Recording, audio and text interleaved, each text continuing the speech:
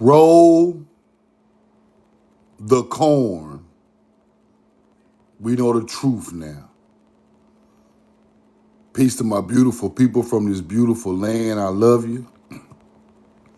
And I'm in love with you. Hit the like button. Hit the share button. Put where you're from and put the corn in the chat. Put where you're from and put the corn in the chat.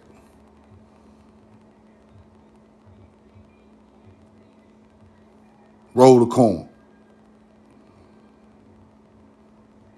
East St. Louis, what up? Dallas, what up? Put the corn in the chat. Put the corn in the chat. Put where you're from and put the corn in the chat. Drop where you're from and put the corn in the chat. Bama, what up? Bosstown, Fort Worth, Texas. Y'all ready tonight, huh? Y'all ready tonight, huh? Hit the like button. Hit the share button. Missouri, what up? Oakland, California. Chi-Town. San Francisco, California. Vaughn, what up? Tony P, roll the corn, brother. Barbados. Gad, what up? You in the right live tonight, Barbados, from the islands, because I'm going to start off with the islands. Detroit. Tone Loc. Roll the corn. Mobile, Alabama. Mobile, Indian. Florida. Big Poppy. What up? Dallas, Texas. 214. Roll the corn. Andy. Vonnie, I love you and I'm in love with you. Rickathon. Roll the corn. Now, Arkansas in the building. Roll the corn. I love y'all and I'm in love with you. That's how we gonna start the live. Now listen. I be telling these people, stop tagging me, bro. You don't know what you're talking about. You think you sharp. You think you know some information. Go play with somebody else, bro. Before don't nobody watch you no more. Because, see, you don't want me to break this shit down to the simplest form and kill all of your knowledge.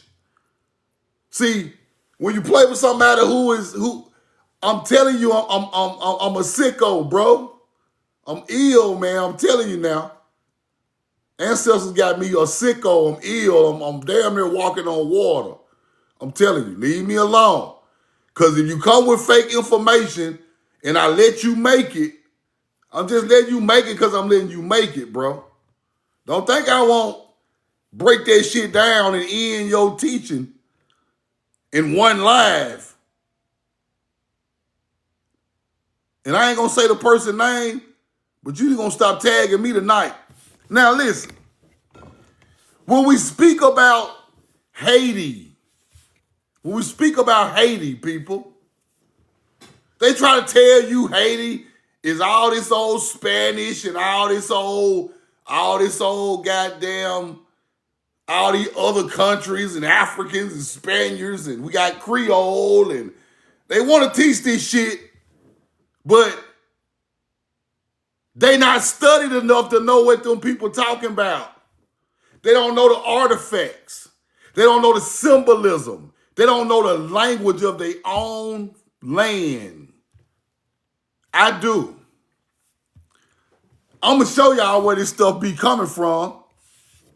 And they going to break the code. I break the code every time I go live because people don't understand. A lot of this stuff, I be thinking people know until they tag me and act like I'm lying.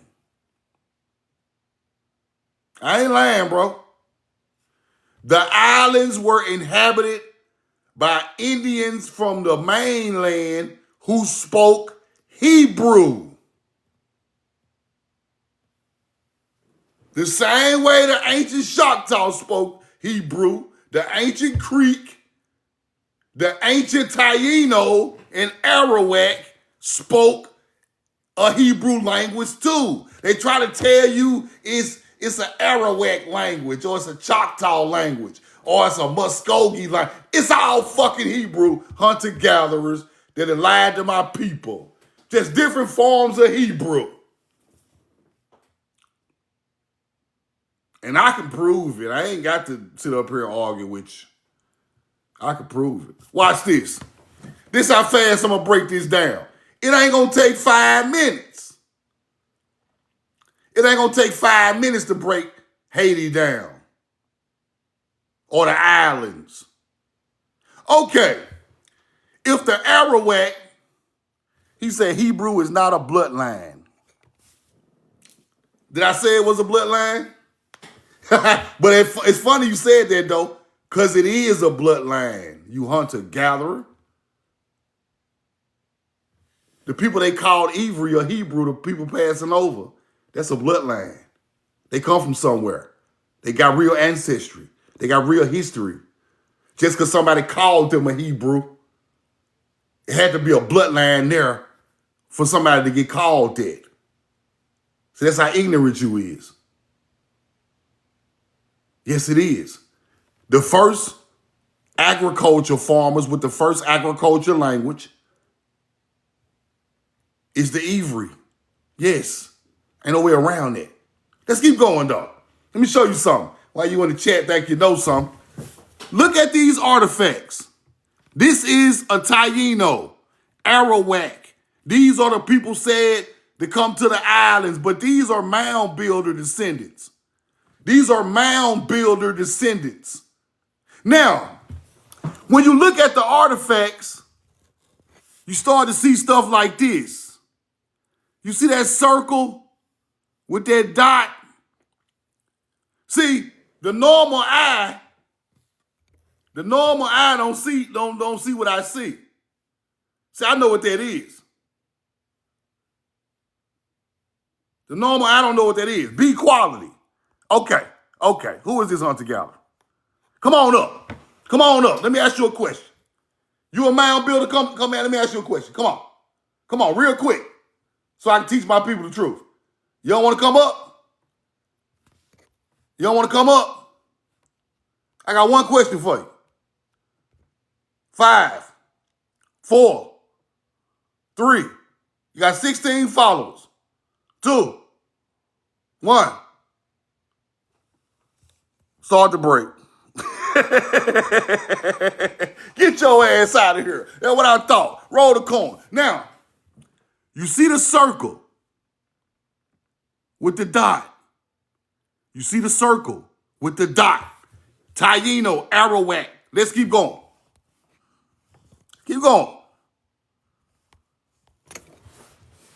Taino, Arawak, circle with the dot. Circle with the dot. Do you see it? Let's keep going. We got more. Circle with the dot. Circle with the dot. Let's keep going. Circle with the dot. Arawak. Circle with the dot. Circle with the dot. Ancient Arawak.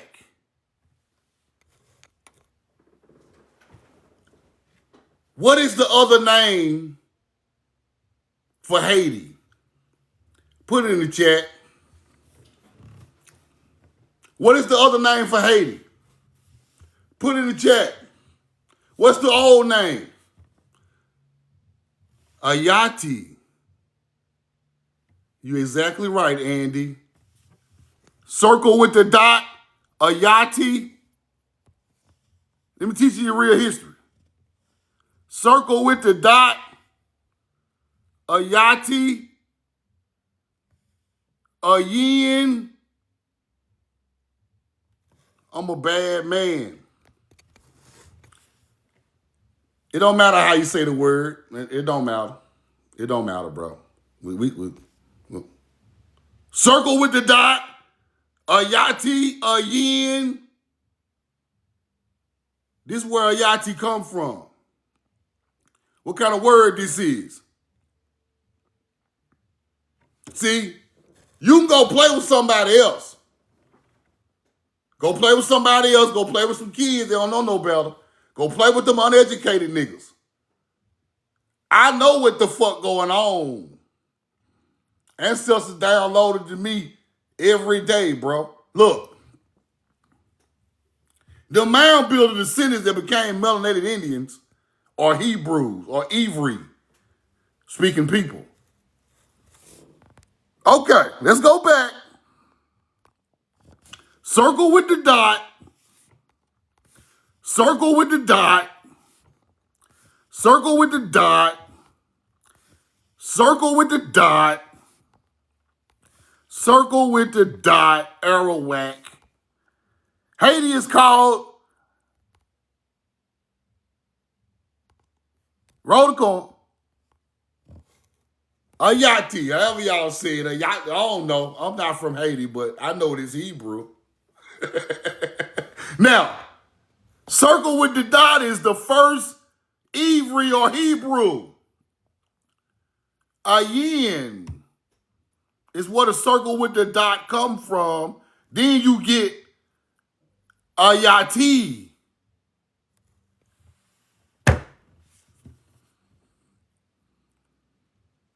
There you go right there. That's where your name come from. That shit ain't no fucking Ottoman Empire. It ain't no goddamn Creole. It ain't no goddamn Turkish or Spanish or Latin. Ayiti come from a yin. The eye.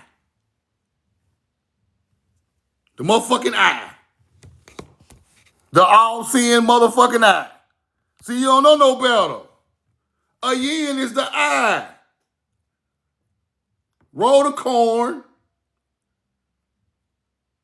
Why is the eye important in Hebrew? Harvest time. Harvest time, when the eye in the sky. You get it? Do you get it? You get it now? Quit letting these niggas tell y'all that you come from goddamn Africa and the Ottoman Empire. You come from Ivri. What the fuck wrong with these niggas? We talking ancient languages. We ain't talking about no language popped off 300-400 years ago. We talking BC times, nigga. Ivri is Hebrew. This is an agriculture language from America. That's what they don't want to teach you. It's our fucking language. Ain't no Bible language. There ain't no fucking Israel language over there. Ain't no damn Middle East. It's our language. Our ancestors created that language on this land with agriculture, with astrology. Roll the corn. Ayiti come from Ayin. And if a nigga asks you where you get that from, you go find these pictures and show them a yin right on their goddamn chest. Hunter-gatherers. What the fuck wrong with these niggas? And it's the earliest form. Then you see this. The circle. Let's go to Mississippi. Show you some more Hebrew on the ground. Acting like we don't know what the fuck going on. There go a yin right there. And there go, what's the name of the Hebrew lettering? Shemek. Shemek and a yin right on the ground in stone in Mississippi. Shemek and a yin. Middle Hebrew. We the first ones, the middle ones, and the last ones left on the planet. We the first, the middle, and the last Ivri on the planet. Because they unalived all our people over there. This the last land with the original Ivri Hebrew, Paleo Hebrew people on this goddamn land, on the earth. Melanated dinosaur, block, get your ass out of here. We the last ones. Yeah, on the plantations. You said you trying to be funny. You trying to be funny. We the last ones. It started here, went around the world. Everybody attacked our people around the world, but home, we still was here. We still was here. We never left. This home. The other places we were just visiting. Facts. Somebody said Ayin in the chat. You don't want to know your ancestry? You don't want no shit. You don't want to know no real nigga shit, huh? You just want to get on TikTok and go to candy lives, motherfuckers selling candy and shit. So you a hunter-gatherer. Let me buy some gummy worms, ass nigga. You don't want to know your real history. Roll the coin. Let me stop fucking with people because people are funny, man. People are funny. Okay. Where we at? What I had, bro? Let's go here. Old Stone Fort in Tennessee. See this ancient Indian enclosure? Stone building with a museum they put right there in our old building. Right here. Whole enclosure right here. Let's go to the newspaper clippings. Roll the coin. The interesting feature of this country is a great number of mounds.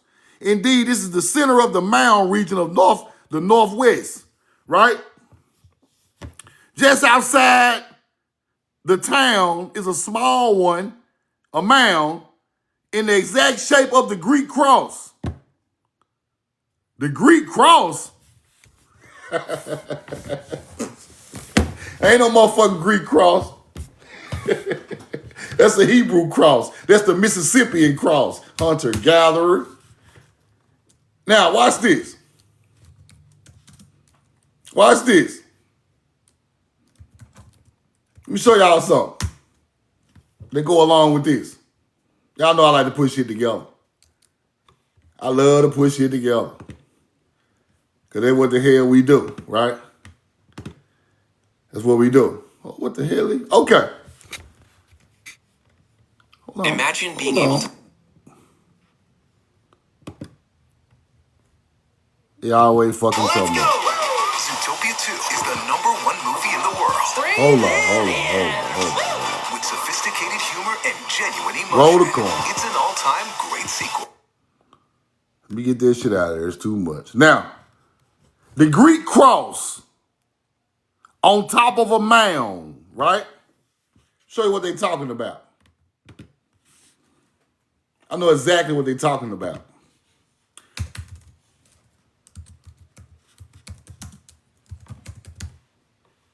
Watch this. This in America now. This ain't Greece. This ain't no damn Greece. Roll the coin. Here we go. 4,000-year-old mound. Greek in Greece. Let's go look at it.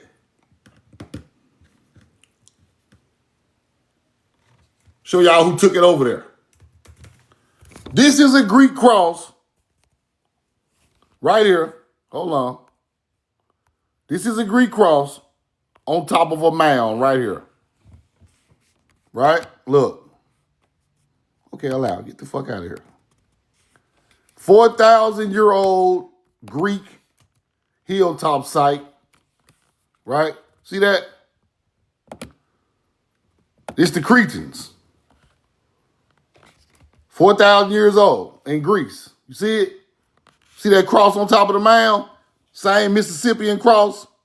It's not a Greek cross.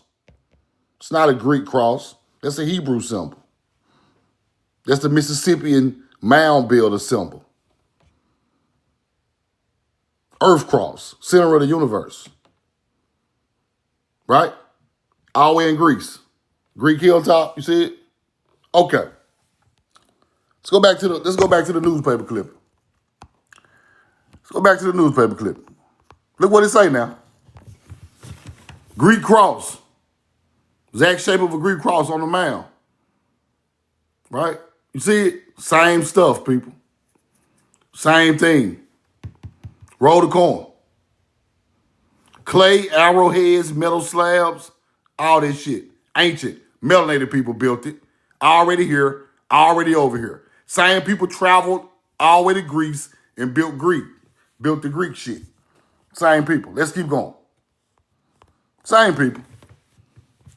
The large angular mound on the Wisconsin mile from this place, evidence series of fortifications. Fort Fisher, the great mound of Platy, some 20 miles south of here. Some I want to show y'all in here though. Stone, coarse gravel, thick clay, summits covered with grass. Indians have a tradition. Large and powerful race of men came down by successive removals of upper Wisconsin, right? They're talking about mound building culture. Let's keep going. Let's keep going. A local antiquary advances the idea that the valley was for many generations the great battlefield of rival races on different sides of the river.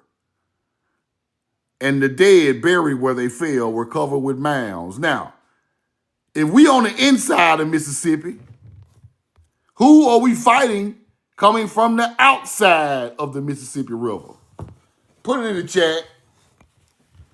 If we on the inside of Mississippi, who are we fighting at the river where people are dying coming from the west? Native Americans. You get it? These are the real stories. Native Americans, ancient natives. Some of these natives did come over here on the Bering Strait. Some of them did. A lot of them did, and some of them did. They are attacking our colonies inside the Mississippi River. You see it? Great battlefield, rival races, different sides of the river, the Mississippi. We got all the food, we got all the structures, all the ancient shit on our side of the river. They're trying to get in the southeast, right? That they had some knowledge of the exact sciences and skills of working copper and lead. You see that? Roll the coin. Large, strong people. It is probable that they worshipped the sun and the stars. Why is that important? You worship the sun and the stars for agriculture. It's not sun worship. You are using this to along with Ma'at teachings for agriculture.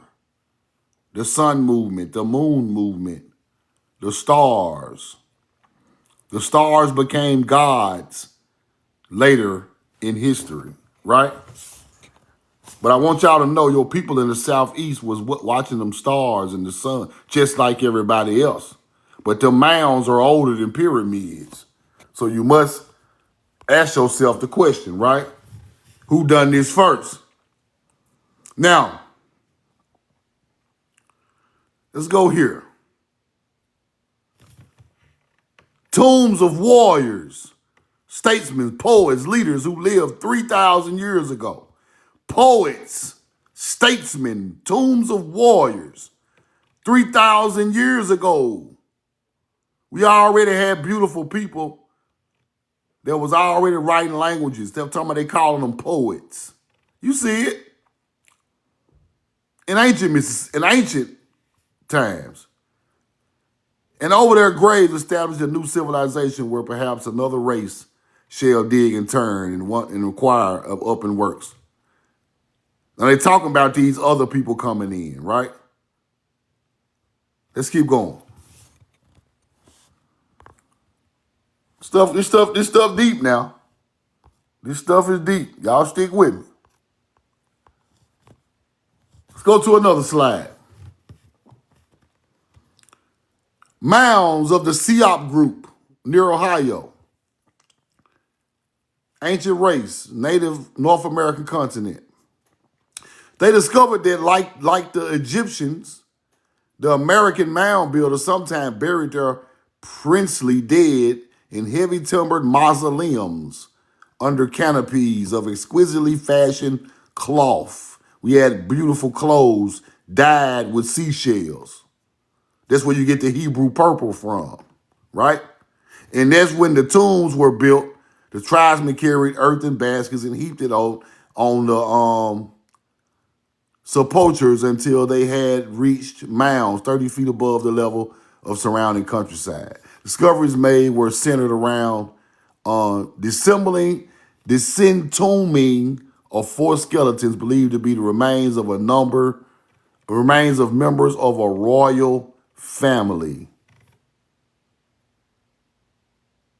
In the sepulcher was found the first bit of cloth ever seen in the North American mound.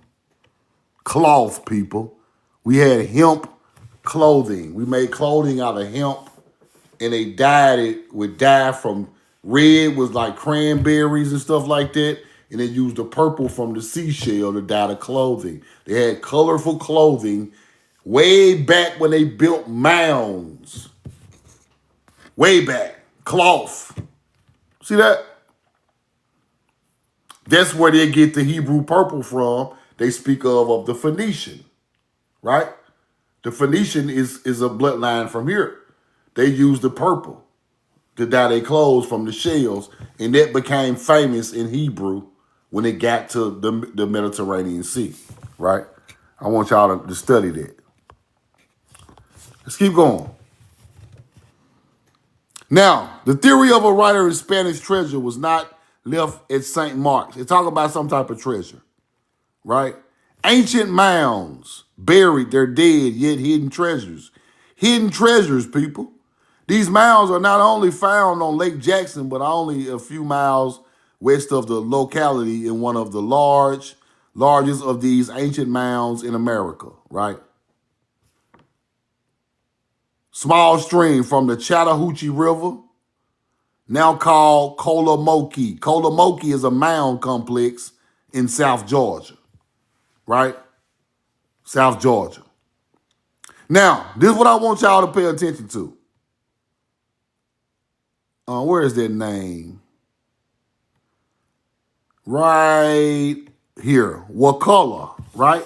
I remember these ancient mounds as a boy. It is pretty good sized little mountain. My contention is then that if the mystery of the Wakulla legend, right? Wakulla. See that? W-A color, right? Wakulla legend is ever solved, as it may be someday, it must be found at some ancient point of the lower Appalachian foothill range. Wakulla. Now, let's keep going. I'm going to break that word down in a second. The Spaniards of these ancient days and the Aborigines carried on extensive commerce at St. Mark's. These people traded with us before it went down, y'all. We traded with the Spanish at mounds and cities before it even went down in wars, right? Fed these people, gave them corn, gave them all type of stuff, right? And then you know that we intermingle with these people first. And in the books, it's talk about how De Soto was talking to every chief in every city. Every chief in every city. Now, Wakulla, we're going to break that down in a second. Now, are there diamonds there? The legend of Wakulla, talking about diamonds and treasure, Indian treasure, right? Interesting. I got to do some more research on this. But let's break down Wakulla. Wa is a Hebrew term. That's where you get wa. W-A-W. It's a Hebrew term. Wa. Color. Color. Coal. Wa coal. K-U-L. What is K-U-L in Hebrew? I already taught y'all that. Wa. This bullshit right here, though. They be lying about some of the meanings for the words. But it's a Hebrew word. Wakala. Now, let me show y'all something. Before I even break the word down. Damn, did I get the receipt? Let me see. Okay, let's go back here. Wakala. Let me show y'all something. These real places now. These real places. Wakala Springs. Right? Florida. These real places. Watch this. These are real places. I want y'all to know that. This ain't no bullshit. This is what these people be talking about. Wakala Springs, the Blue Hole, where ancient melanated Americans chilled at in this area, and they said a treasure was found here with mounds in the area. Now, let's break the word down. Look at what we're looking at. That's a natural spring, people. That water stay the same temperature all year round. I want you to know that. I don't care what's going on outside. This water's coming from the earth and it stays at a certain temperature. Wakala. Wa? What's wa? What's wa? Come on now. I just showed you. What's really wa? What's really Wakala? What's wa? What wa sound like? What wa sound like? Come on, work with me. I ain't gonna just give it to you easy. Water. Wakala. Now, if I put my glasses on and I get to doing this shit, I think I'm what? I think I'm what? That nigga think he cool. That nigga think he, truth now, think he cool. Wa, color. What wa color mean? Put it in the chat. Cool water. I love y'all that I'm in love with you. I love you that I'm in love with you. Here go the cool water right here. Hold on. Hold on. See, this the cool water right here. This that motherfucking cool water right here. Now, what color? Cool water. What language is that, Truth?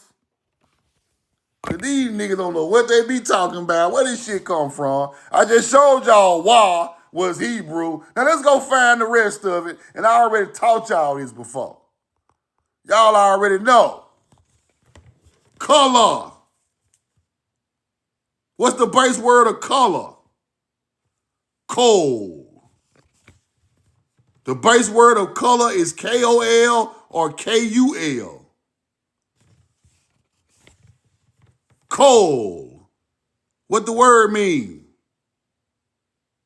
Cool. What color?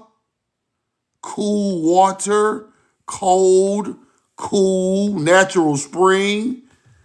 Our people named the natural spring a Hebrew goddamn name. And they still, in the name, still there today. That's how bad they broke us from our goddamn heritage. Come on now. It's still there. Hebrew was taken to Israel. It's not from there. Blocked. Get out of here. If Hebrew came from Israel, why are our places named Hebrew names? Coal is cool. I've been taught y'all that months ago. Wakulla, cool water spring.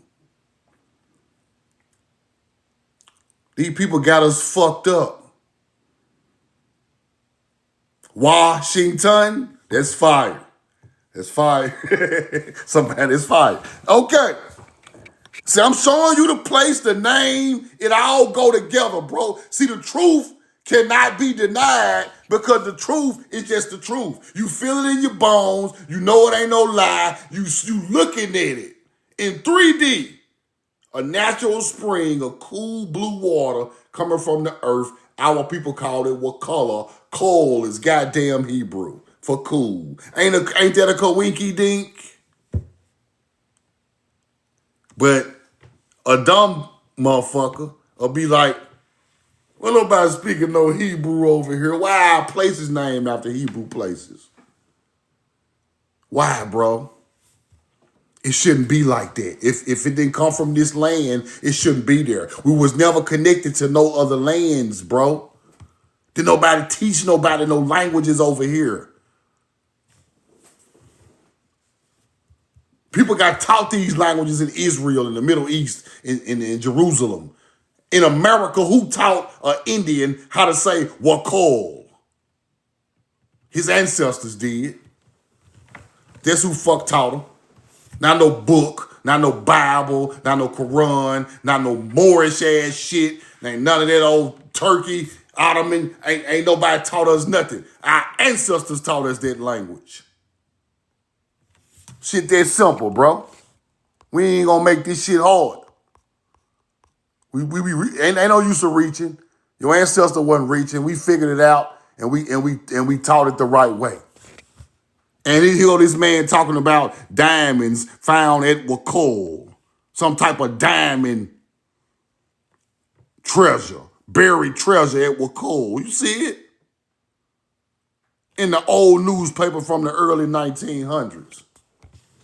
I'm going through every word, every fucking place y'all tell me in these old newspapers. I'm researching it. I'm putting up the original name because ain't nobody else doing this shit. They just want to teach the same shit over and over and over. No, bro.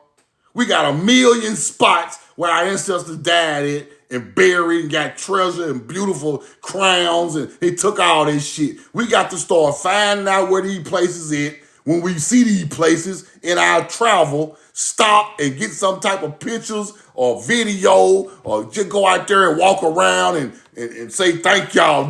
We got to do something. We just can't let these folks just get away with this shit, bro. They got away with this shit, bro. They literally unalived the greatest people on earth and scattered our people, bro. And the people left are the people, our ancestors who survived this shit. This shit's serious. They really want to get rid of all our ass.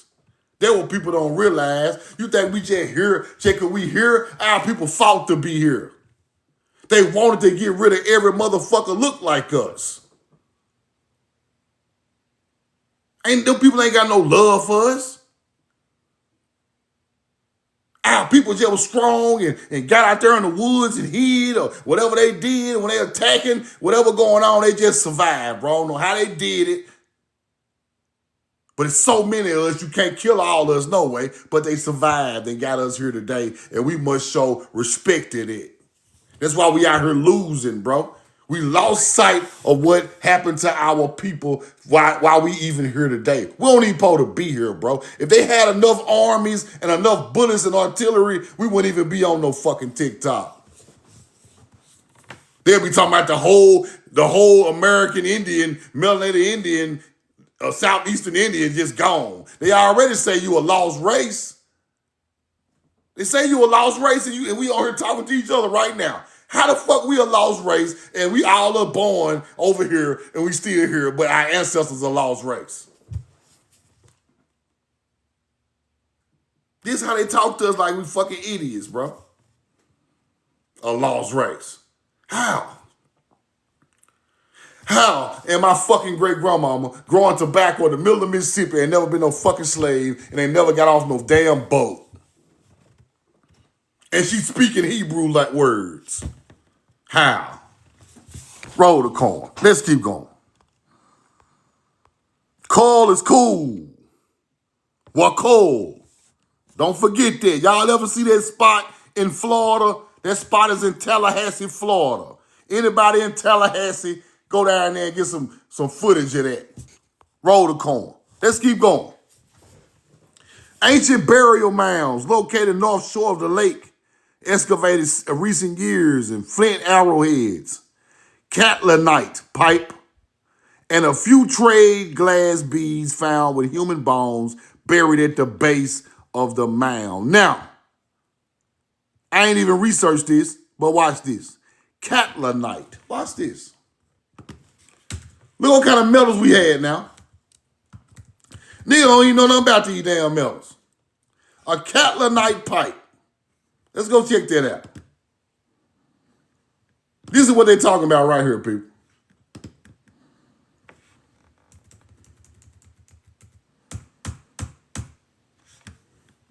And look what they calling it. Look what they calling it now. Native American. This ain't y'all shit. See that? Catlinite pipe. Look at that. Owl on top of it for wisdom. The owl is for wisdom. That ain't no fucking evil bird. That stands for knowledge, wisdom. The owl sees after dark. The owl sees everything. That's knowledge. They tried to make you think the owl is evil. It's not. Roll the corn. It's not. When them people go out there to the Bohemian Grove with the large owl out there in the woods, that's our shit. It's our shit. That big owl in Bohemian Grove, the presidents be out there rubbing on the motherfucker. You thought they built that, didn't it? They are doing pagan worship on top of your ancient land. That owl was already built in stone, already out there. So you must know the truth, right? Don't let them people tell you, oh, they just out there doing evil shit with shit. Now, they doing evil shit, but it's not they didn't create none of the structures out there. The owl was already there for wisdom, right? Now, catlinite, right? Okay.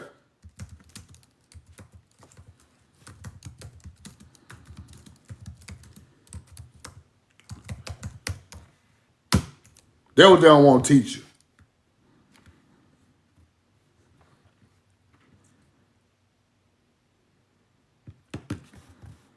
That's what they don't want to teach you.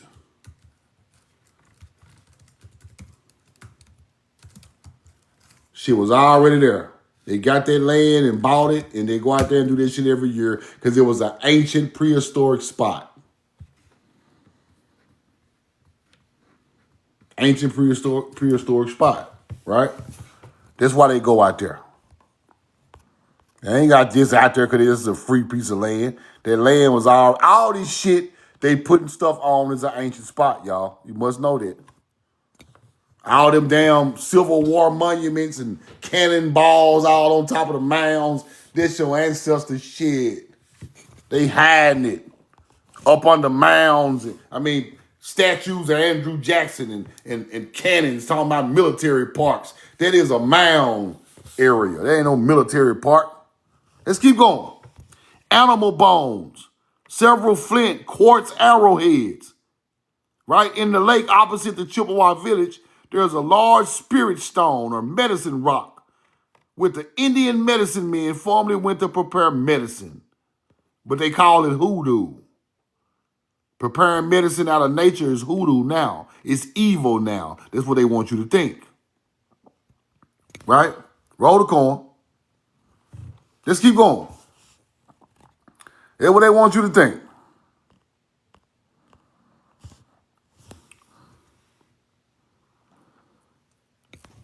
Southeast was something I wanted to show y'all in here. It might be right here, though. Let's see. Okay, mounds located at the junction, Johnson Creek, Minatawa River, Fish Trap Lake, right? He has found a conical mound on the point of a lake in Devil's Lake, a small lake, short distance from a high lake, right? So Devil's Lake mound. Let me show you what's out there. Here you go. Devil's Lake. See that big ass Haru Falcon mound right there? You see it? That's the bird man. That is a peregrine falcon ideology. Same the way Egypt uses Horus, we use the bird man, peregrine falcon. Same teaching, people. Don't get it twisted. Don't think because it's in America, this is the old form of Horus or Haru.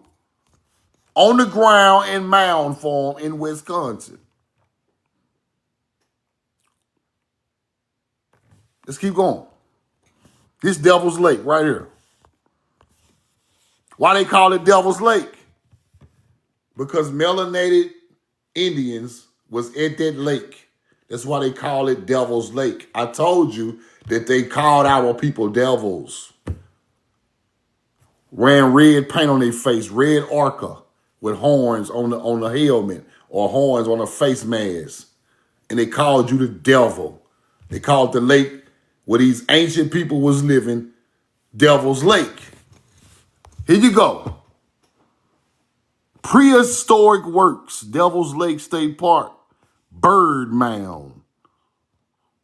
It's the same thing inside of the mound in Georgia. This is in Wisconsin. They got a mound, an Okmulgee mound, got the same bird man inside on the floor that aligns with the summer solstice. This is a representation of Sirius. This is a representation of Sirius, the falcon that rises in the summer for the harvest. Same way Egypt used it, we used it over here first. It's the same teaching, people. Don't get it twisted. All melanated people shit. But this is way older form. Way older form. Right on the ground. This is on the University of Wisconsin's campus, I think. It's up there by Madison, Wisconsin somewhere. Birdman, Horus, Haru. Same teaching.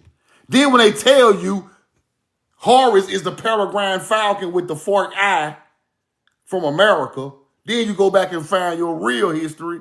We've been talking about that same bird on the ground way before Egypt was built. I'm telling you. Let's keep going. Let's zoom in on that. We got bears, lizards, bear mounds, lizard mounds, all nature mounds in this area. Right? Fire. Let's keep going. Bear mound. See it? Let's keep going.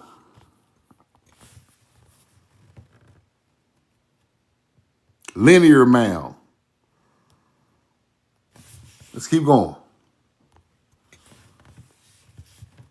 A bronze tablet marked Indian effigy mound. A bronze tablet, Devil's Lake. They covered it up. I couldn't find the real one. But as you can see, they finding bronze tablets out there. Ain't no telling what's wrote on it. At these areas. Look at the stonework. So you see that stonework and think it's just like that. No, people built this. So look at some more. Tablet at Links Mound, Devil's Lake State Park. See that? The tablet was erected by they're talking about the state of Wisconsin erected a tablet, but they also say a tablet was found there. So I can't find the rest of the history of it. But I'm going to keep searching. Mounds, effigy mounds. See it? Fire. Let's keep going. Ancient mounds at Devil's Lake.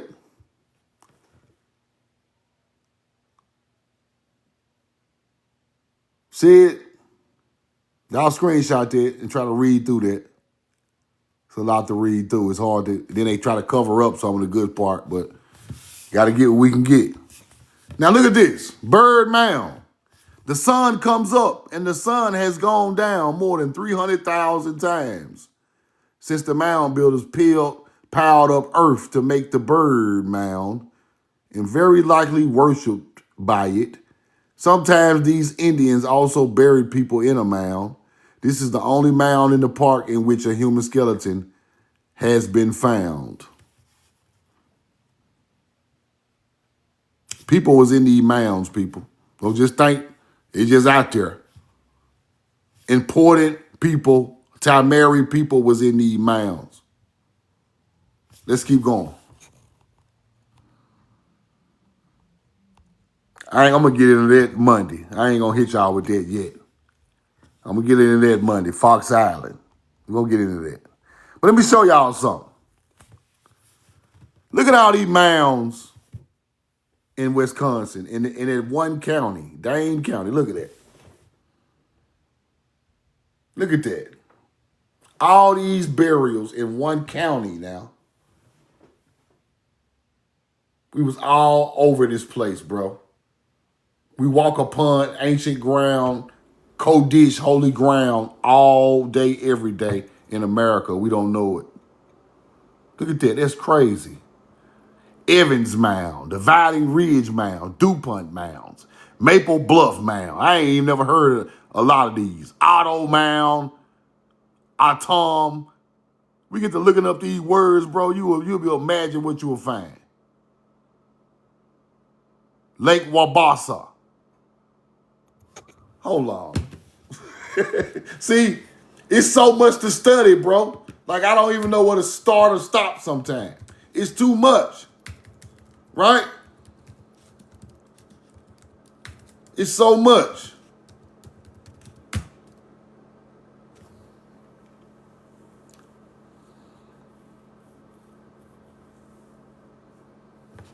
Let me see, can I find this lake? Right there. Lake Wabesa. Okay. Lake Wabesa.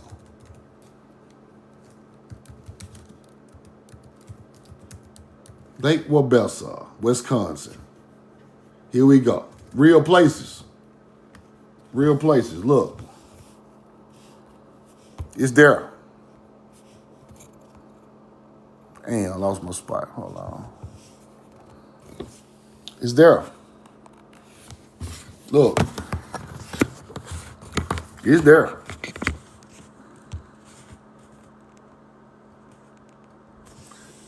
Let's see if they'll show us some mounds out there.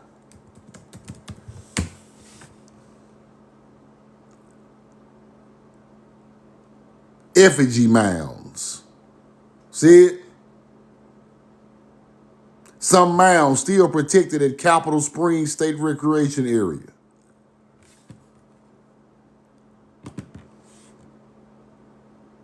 Look like a rabbit or a deer. You see that right there? Right there. Look at that right there. Crazy. It's just wild.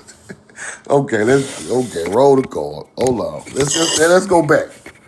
It's just so much, y'all. Like I tell you, when I study this stuff, it's just so much. Now I gotta go through all these spots, try to research them. But I keep these so I can go back and do the work on them, right? Find out something about them. Because to be honest with y'all, man, this might be some of our ancient ancestors that we speaking of right now. Like, to be, like somebody in this chat is hooked to one of these bloodlines. We talking about these people buried in these mounds. I'm telling you what I know. Because we think this world is way bigger than what it is. It's not. This is a small world, people. It's a small world. Like, you know, they try to blow everything up like everything's so big and no. It's people that have got on these lives, on my live, they got a bloodline hooked to these people buried in these beautiful spots. I'm telling you. Telling you what I know. Let's keep going. So we're talking about Fox Island Lake, Hammerstone, hexagonal spectacle glass, glass beads, 10 pale. People got all type of stuff, bro.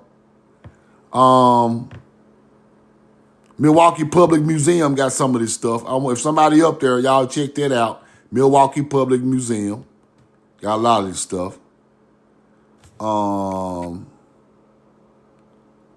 Something I wanted to show y'all in here. I think it was that right there. But let's keep going.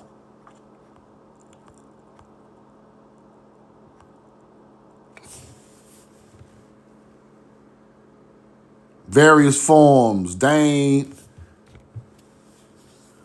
Isthmus has one. It's like a little owl of land in front, in the middle of the water. Right? Effigy mounds all up and down through there. Let's keep going. Look at that. Blue mounds. Indian remains suffered a worse fate.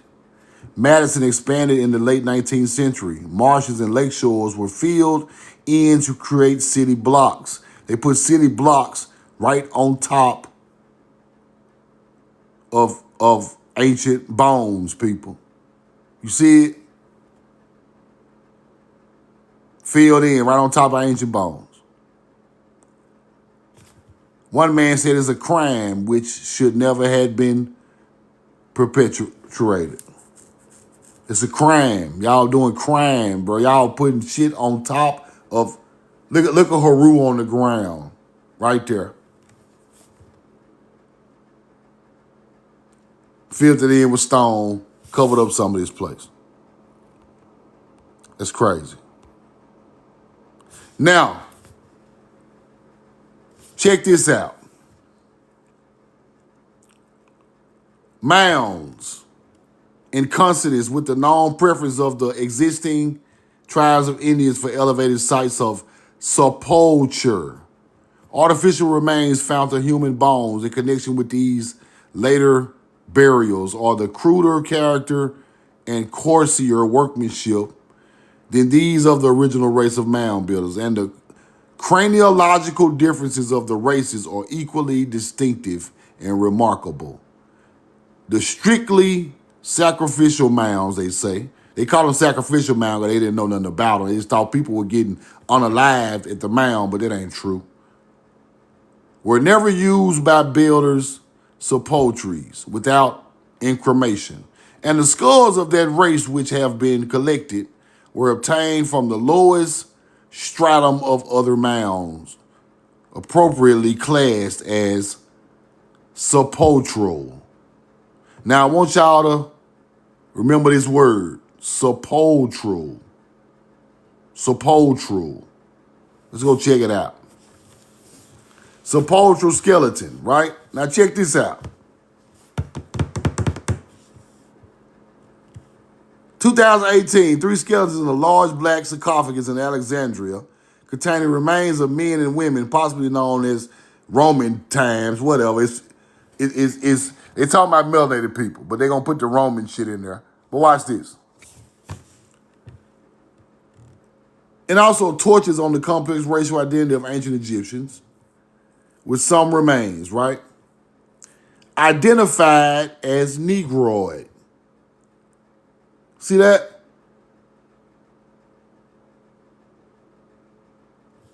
Them damn, that type of burial, the sepulchral burial, they found one in Alexandria, same type of burial, but they were Negroid, identified as Negroid. Now, why are the sepulchral burials in America natives, but over there, they Negroid? See, It's the same thing here and there.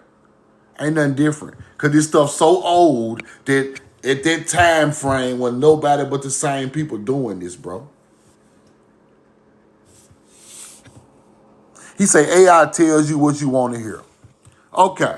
Since I'm lying, hunter-gatherer, look up Kanum Naket and find a burial and see if it's real with Negroid bones. Now, sepulchral is a melanated people's burial. That's what they trying to tell you. Roll the coin. That's all they telling you. It's an ancient melanated people's burial.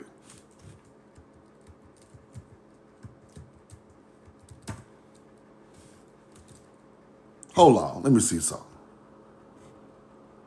Kanum Nakit. Hold on. Nakht. Hold on. Because see, some people don't believe the truth, but you're going to get the truth today. Okay. Nakum Nakhet burials. Them melanated people. What the hell you think these people is, bro? Here go his coffin right here. Kanum Nakhet. There you go right there. Ain't them melanated people buried in Egyptian style? In a newer style than the mounds? See, you can play all you want in the chat.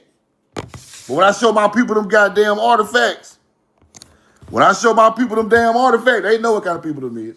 So you can go play with yourself.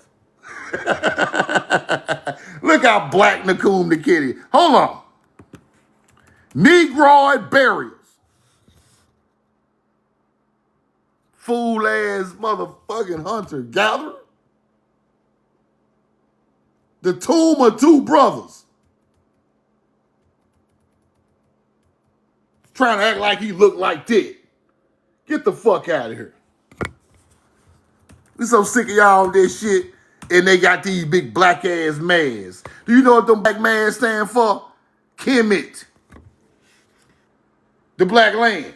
That's why they make the face black on the coon, the kid Ankh, right? All these shit go together. They try to tell you it don't. It do. This is a newer burial. The mounds is an older burial. And they are calling that burial in the newspaper clipping, just like the burial in Egypt. I know. Now I ain't gonna ignore him. I'm gonna put receipts on his back. You gotta put receipts on these people. It's all good. He ain't bothering me at all. He ain't bothering me at all. Right? I'm just gonna put receipts on him. That's the receipts talk for me. Right? What you got to do? Let the receipts talk. Hold on. Roll the coin. Just like that burial. That's the same type of burial. Likely refers to it. Right? Same thing. They be acting like it's different, but it's not. This is just older.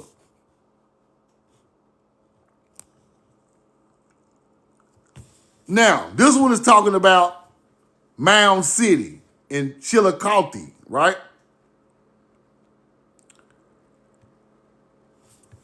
Raised by 1.5 feet, 2-foot edges, circular oval basin, hard burnt clay in the center, filled with ashes and bones. One of these, this stuff's so old that it'd be burnt clay and all type of stuff. This stuff is old. Down in the middle of the mound.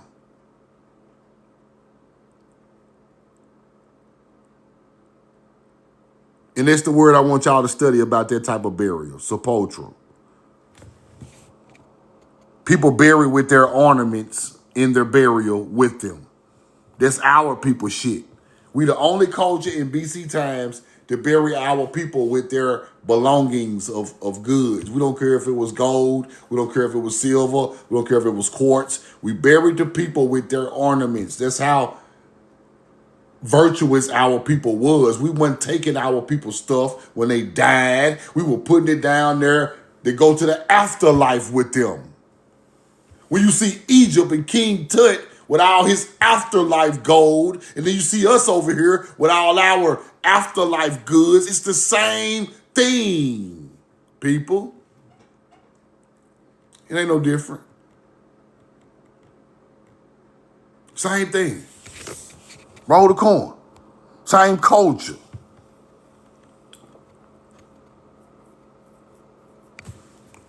And let me see what something I want to show y'all on this slide. Right, we had beavers, modern zoology, right? Showing all the different animals. Beaver, otters, wildcats, elk, bears. Some others still known. We have sculptures from mounds. Sculptures from the mounds. Admirably natural and spirited. Different tribes. Scriptures of birds in which more than 100 specimens have been disinterred, embracing between 3 and 40 different kinds. The heron, one of these is the tufted heron, right? Represented in the attitude of a striking a fish. The heron, hold on.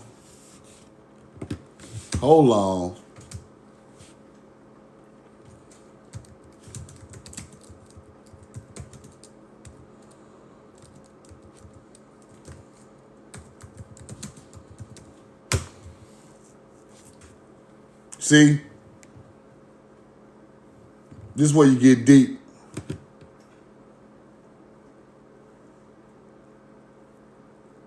This is where you get deep.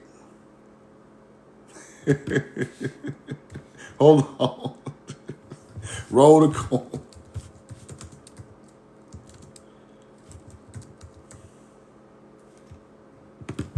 A heron.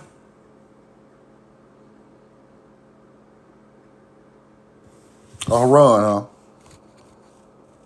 Interesting. Roll the corn.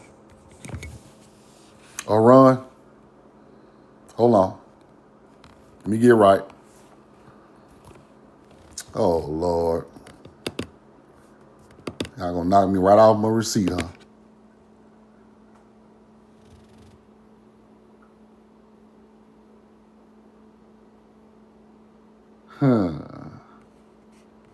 Hold on.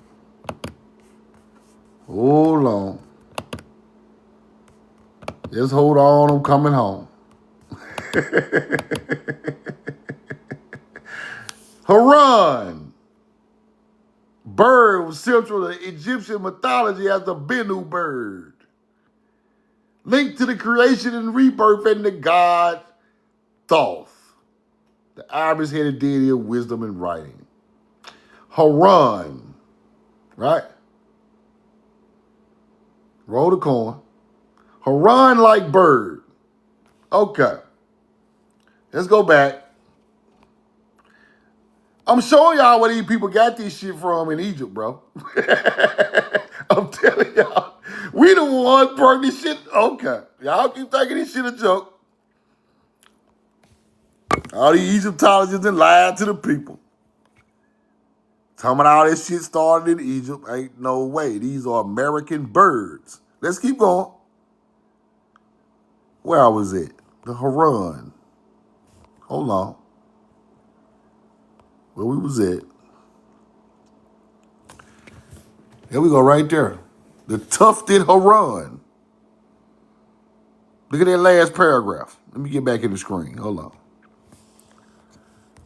The tufted Haran. Striking a fish.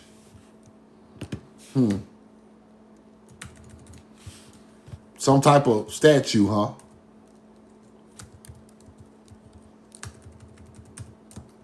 Hold on.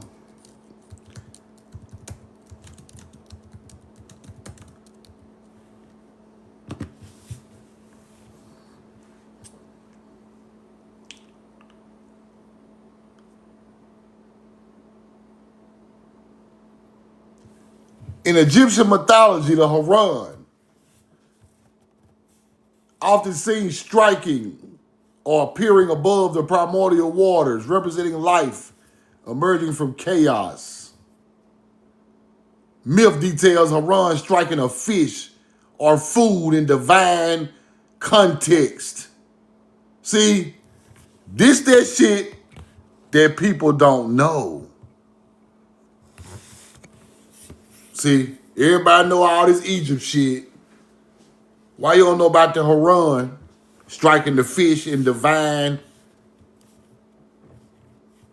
emerging from divine chaos? Now, what they say this statue doing down here?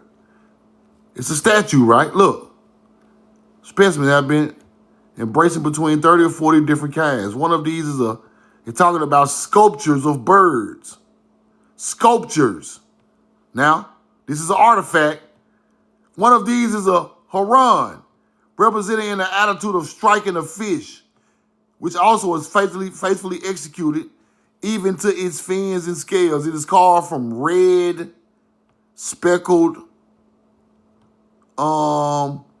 porphyry, right? Sculptures.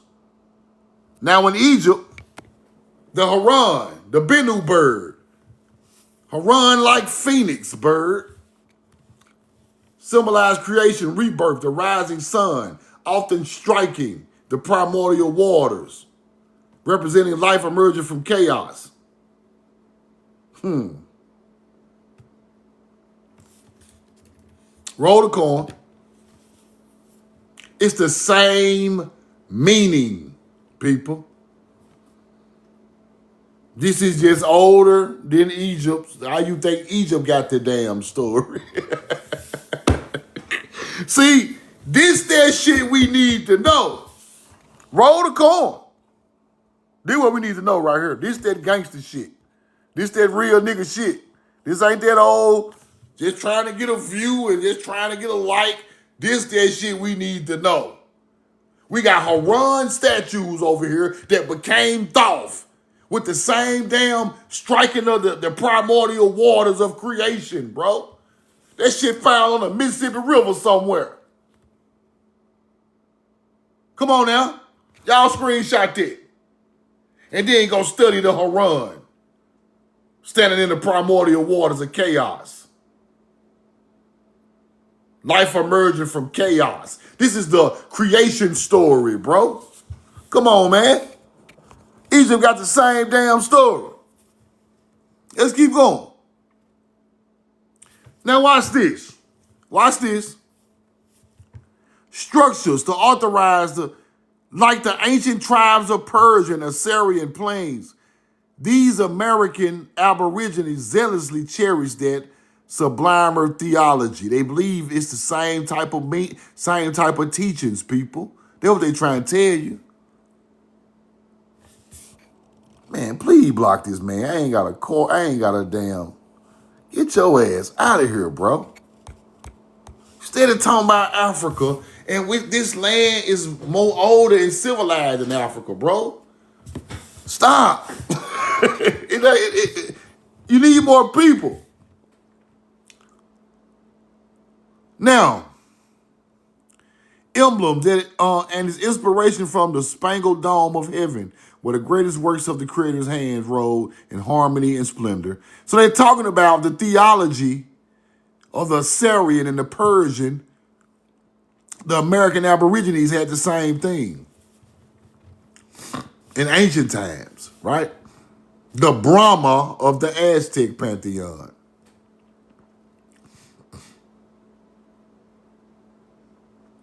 Where does all this teaching of all of these different cultures come from? That's what you got to start looking into, right?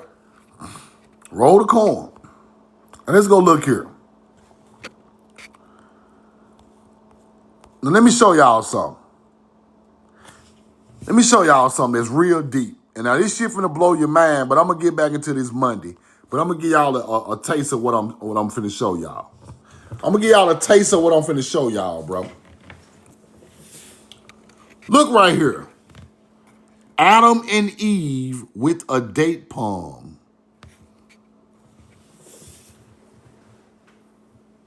Adam and Eve with a date palm. I'm gonna break this shit down. I'm gonna do it again Monday and show y'all some more receipts. Adam and Eve with a date palm. What is the date palm called, Truth? Tamar tree. Right? Tamar tree. The tree of life. Place of origin, date fruit in the world. Date palm tree, Tamarak, that's Hebrew. Don't get that confused. Adam and Eve with a date palm. Now, let's just start thinking about what the fuck the hunter-gatherers did with the knowledge. Let's think. See, now since I broke the code of what's kind of going on with people coming from here, touching down over there, did the story start over there when our people brought the first date palms?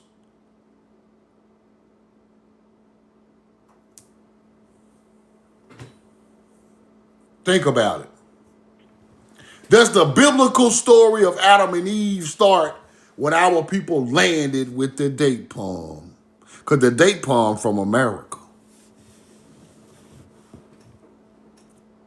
Now, let's get to thinking. Let's think now. Open up your mind. Open up your mind. Now, why the fuck is they showing Adam and Eve with the date palm in Mesopotamia? Because my timeline fit perfect.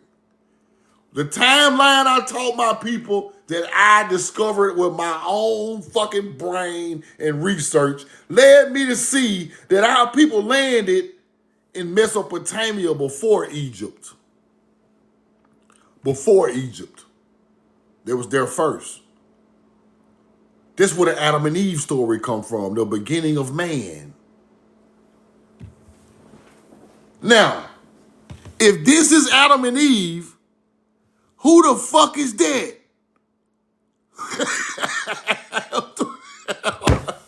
See, bro, I'm telling y'all, I am rolling the corn at a high level. If this is Adam and Eve, who the fuck is this? Who is the third nigga?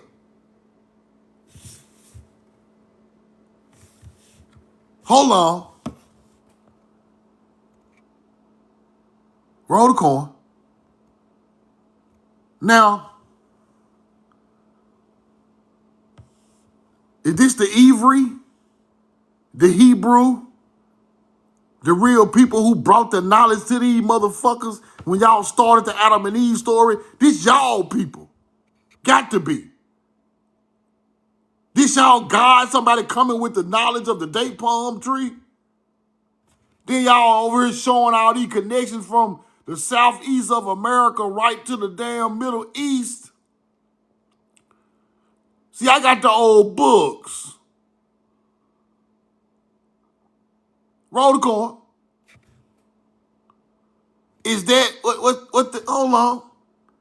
I ain't gonna get into that. Why is there a connection between here and here? This the Atlantic Ocean.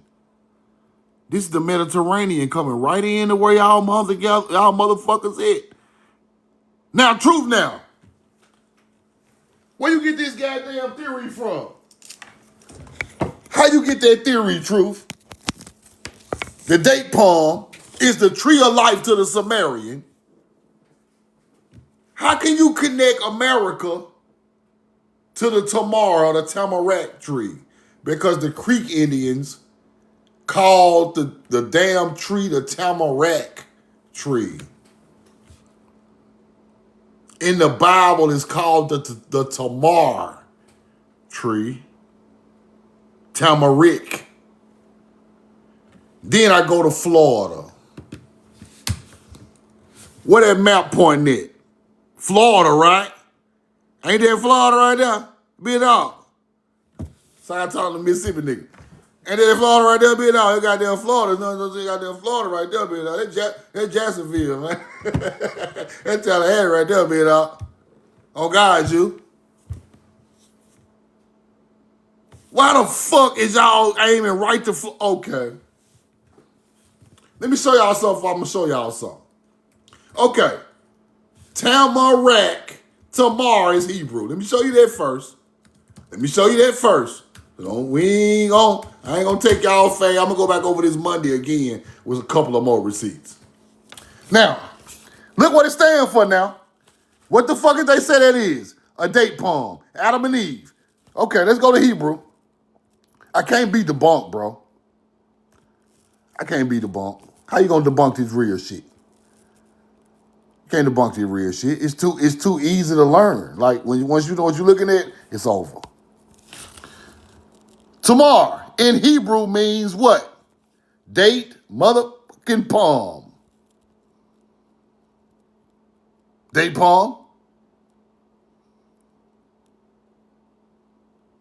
Date palm tamar tree. Let's go back.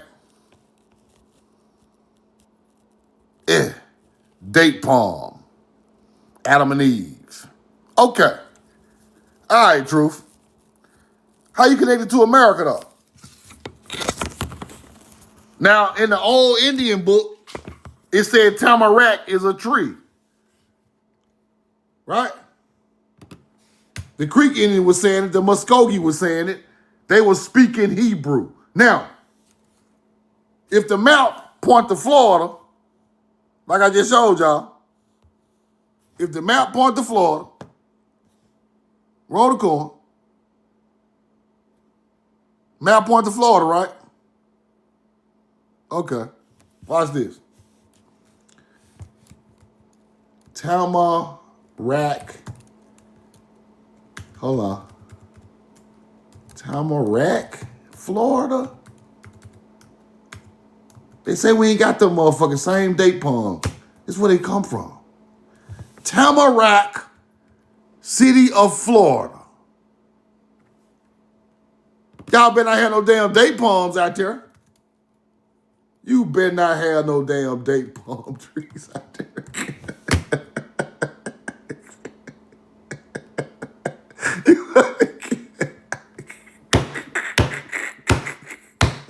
Oh my God, I'm too good. Ancestors that lace me with them damn trees from here, man. Y'all come with the Adam and Eve story after we bring them date palms over there.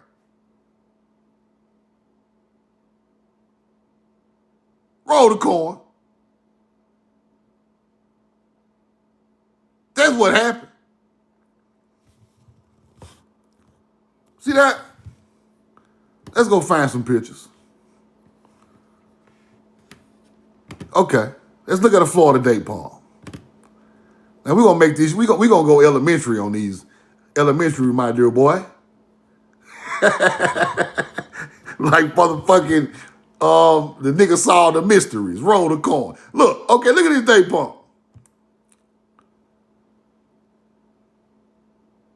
Okay, this is in Florida now. This Florida shit. Don't get it twisted. This Florida. This ain't no goddamn Samaria. This Florida.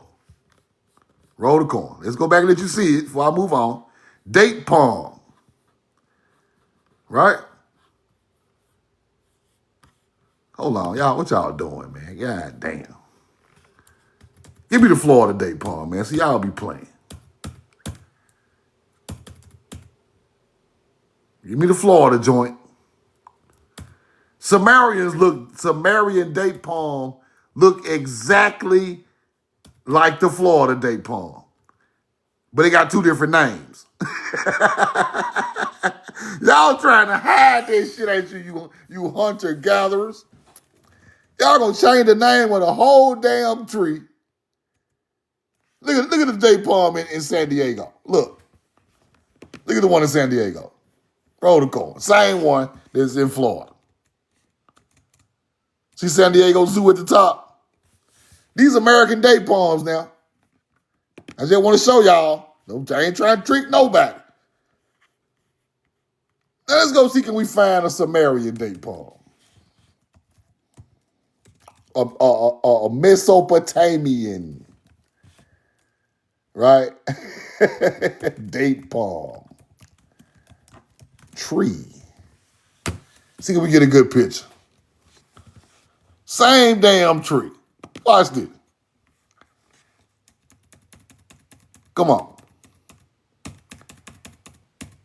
Roll the corn. Look at this motherfucker right here. It's the same damn tree. The Sumerian tree of life. Watch this. Look at the top. The Sumerian tree of life. You see it? Date palm. We brought the tree of life because it's our shit. Where is the real picture? Hold on. Bro, these ain't no goddamn aliens, bro. These ain't no motherfucking aliens. Somebody said, oh, bro, come on, man. Momic plagiarism. Roll the coins. Man, they just can't handle the truth, bro. They can't handle the truth. This shit be hurting. People be teaching all this bullshit. They just can't handle the truth.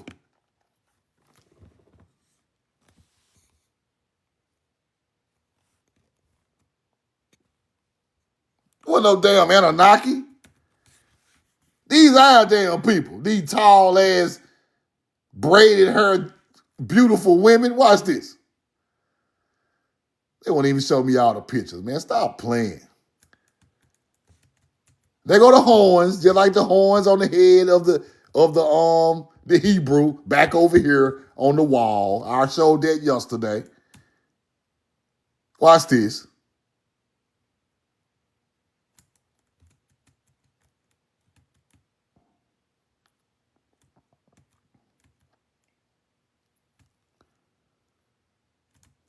Something I want to show y'all in here.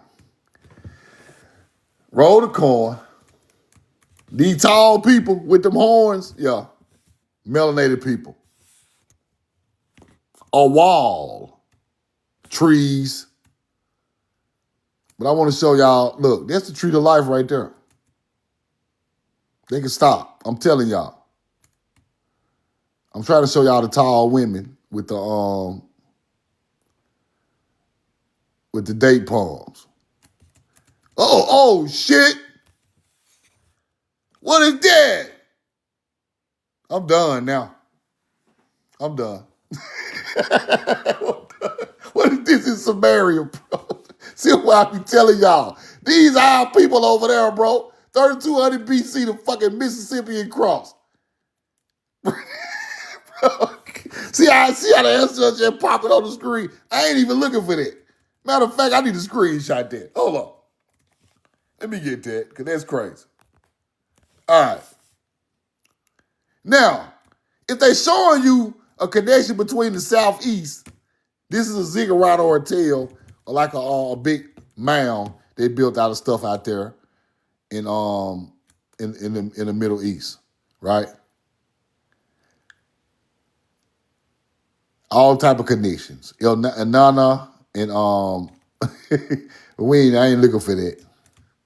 I ain't looking for that.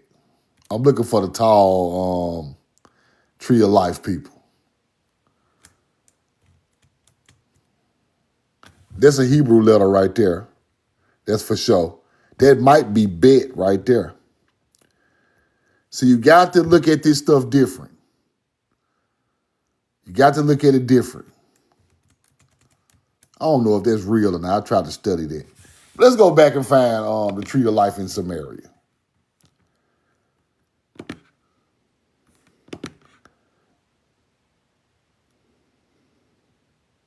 I got to get some of this shit off the screen. Assyrian horses and palm trees. See that?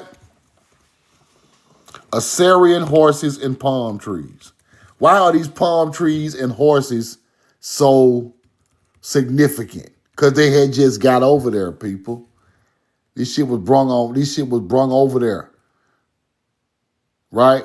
Royal horses, palm trees. Them ain't no damn aliens. The oldest horse come from America. Them palm trees come from America. I'm telling you what I know, bro. Let me delete some of this shit. Hold on. Roll the coin. I'm telling you what I know.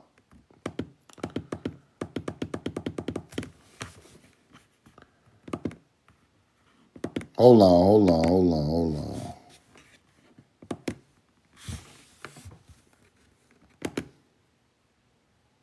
It's the fake. No, I don't want that no more. Hold on. Now, giants among palm trees. They will not show me what I'm looking for. I want y'all to see this.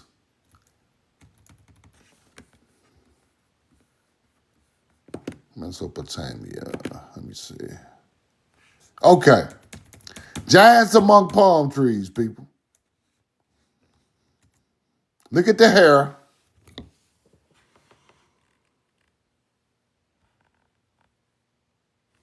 Look at the people.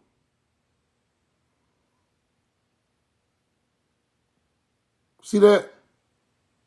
Now, as we know now, that palm tree is the tree of life to Sumerians and Egyptians. And Egyptians. Them cornrows, bro. Ain't no mullet. Them braids. Look at that. Them braids, bro. Look at that. That's braids, some type of locks. See that?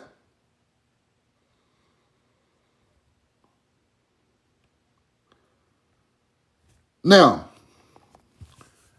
the tree of life is the palm tree, the date palm tree, right? Now you got to ask yourself. Now look at the date palms in California.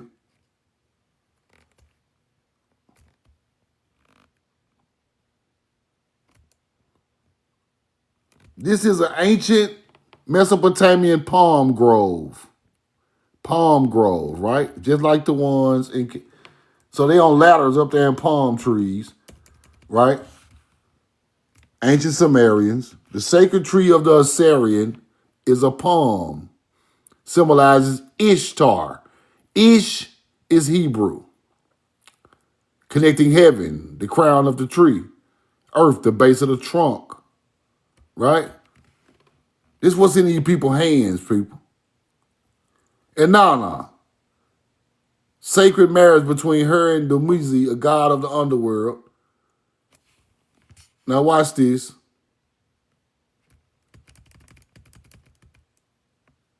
Date palm found in Royal Cemetery at Ur. They still over there planted to this day on the water of the Tigris and Euphrates River. Now, we must understand that the mound in Mississippi was called Ishki. The god in the Sumerian is called Ishtar. It's a connection. It's Hebrew. Ish is Hebrew.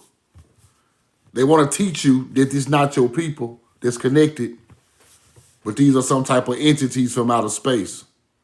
No.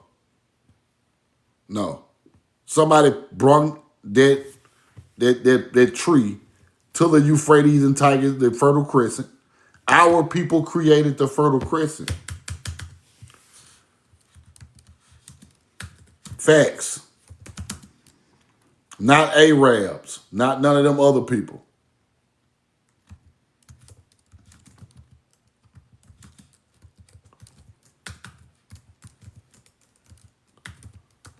Hold on.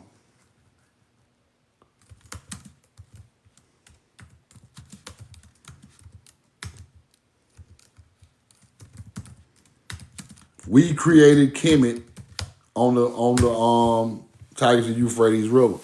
People from America.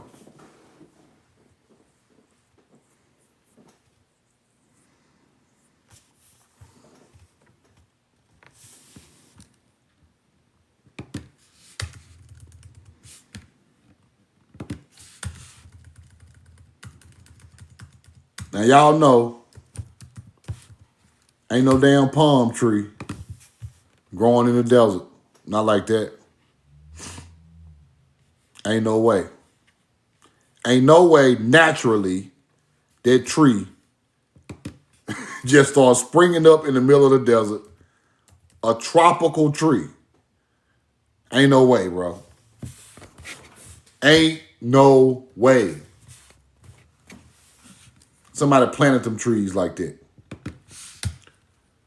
They wanted to turn that land into paradise from where they came from. They wanted to look like paradise.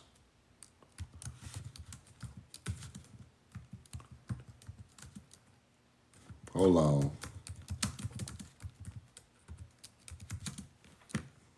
They wanted to look like paradise. That's why they planned it like that. They wanted to look like the old place where they come from. Right? Think about it. That's why you call it paradise, the ancestral land. Think about it now. Now look at this. If I can find it. Hold on. These websites be tripping.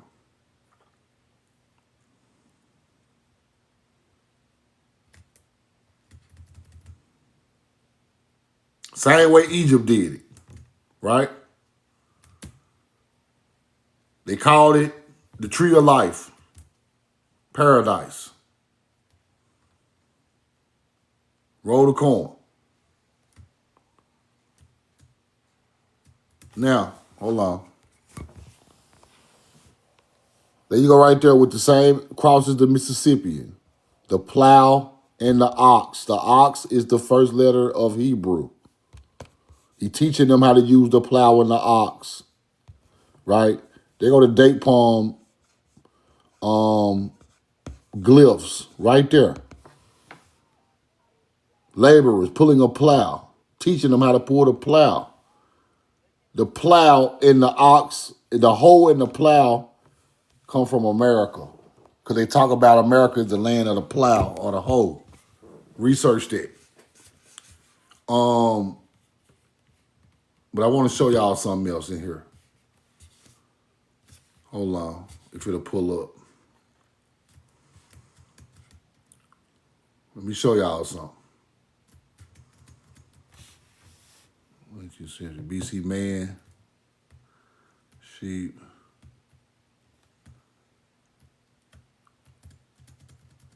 Bronze statuette of bull inlaid in silver in Mesopotamia. Why was the bull important? The bull was important because it pulled the plow, people. That's why the bull is important in these cultures. And then also, that went into Taurus, which was the spring, right? All that stuff go together. They're not going to show me what I want. Hold on.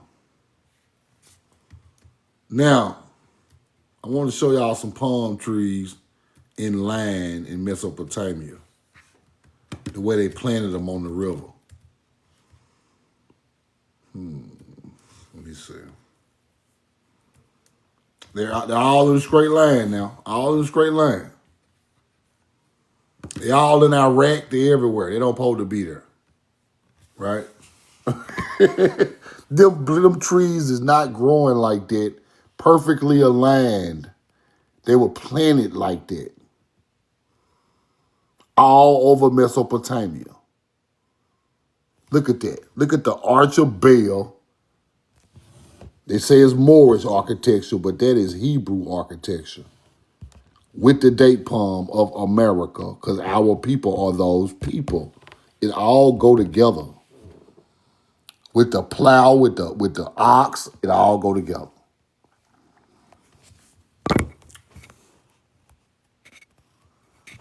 All goes together. There was something else I wanted to show y'all with that.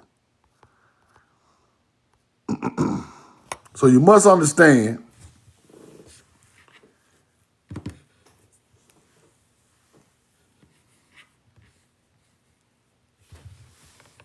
I got to get rid of some of this stuff. Hold on, y'all.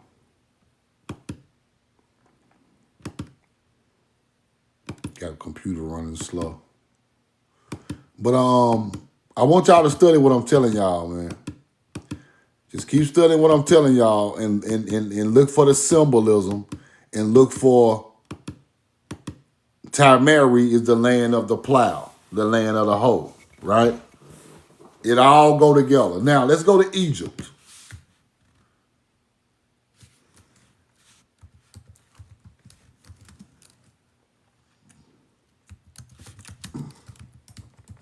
Let's go to Egypt.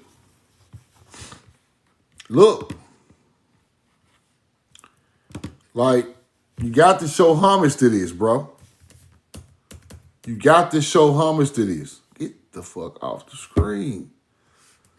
What is all this shit? You got to show homage to this. Now watch this. You got to show homage to this, bro. See, if you don't, you just lost. Right? Why are they showing so much respect to an American damn palm tree? They connected to this culture is connected back to America, bro.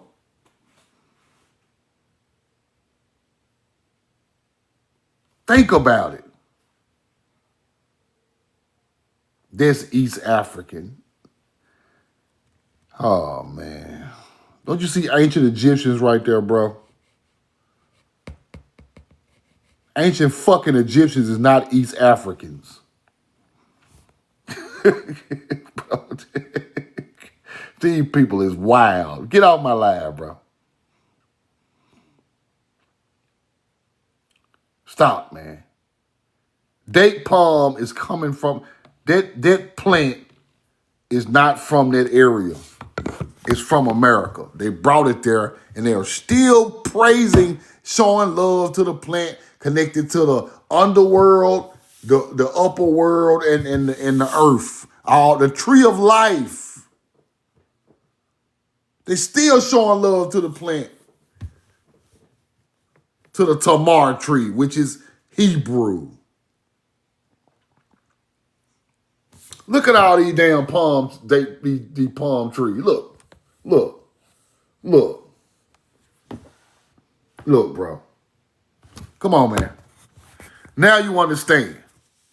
The Sumerian and the Egyptian are showing love to the same tree that is not from that area.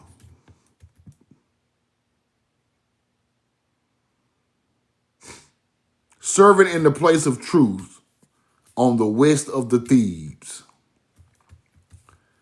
Scene of the tomb of Meneket, Thebes, showing various activities taking place in the Egyptian noble house.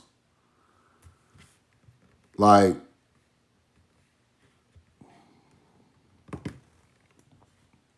come on now. Let's go here.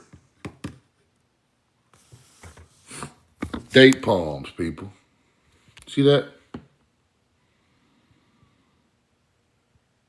Date palms, corn, all type of shit from over here. We got tobacco, cocaine, everything. And people still playing around, acting like it's sweet. It ain't sweet no more.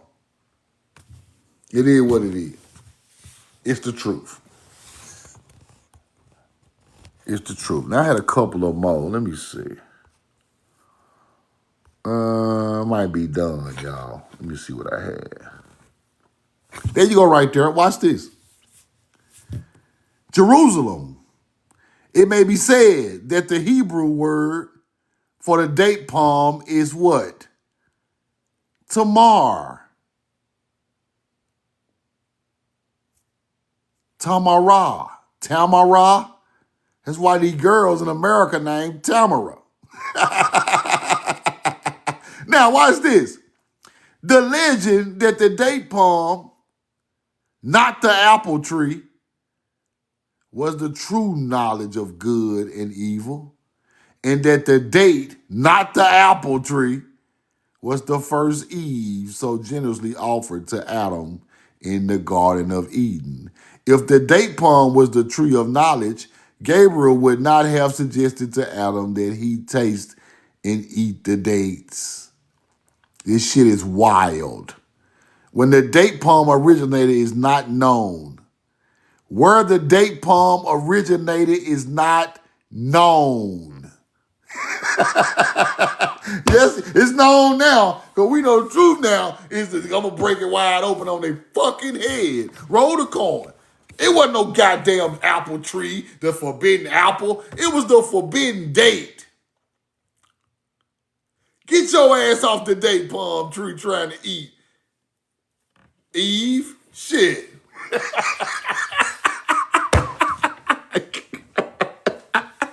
This shit is wild, man. Let's keep going. So I wasn't gonna do this till Monday, but fuck it. Let the receipts fly. I'll do it again Monday for the people who ain't up late night. Roll the call. Now,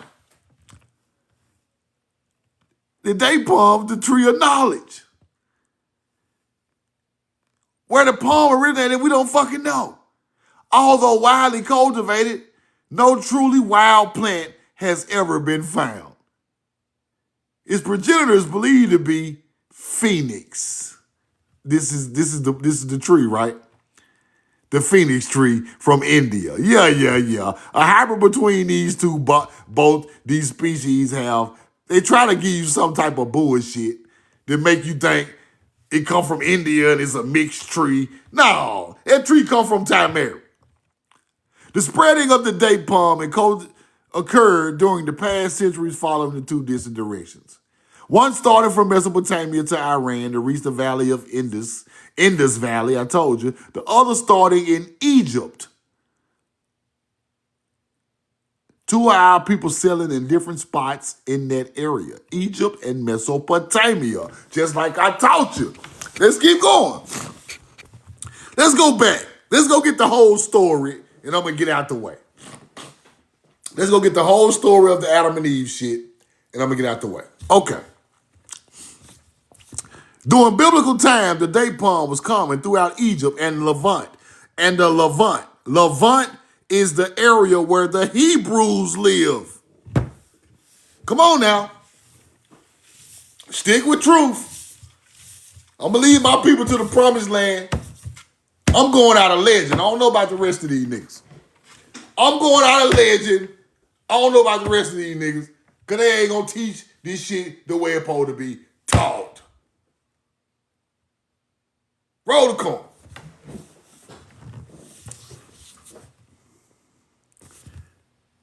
The date palm was common throughout Egypt and Levant. Levant is where the Hebrews at. Israel, Jerusalem, the Phoenician city, Tyre, all that's in Levant. Including present-day Israel, I told you. Phoenicia, the name by which part of the Levant, particularly the portion including Tyre and Sidon. Now, they call the Mississippi River the Sidon River also. Tyre is the Phoenician city, Hebrew city, was known to Romans and Greeks. What it mean, truth? The land of the palms. I told y'all this. The land of the palms.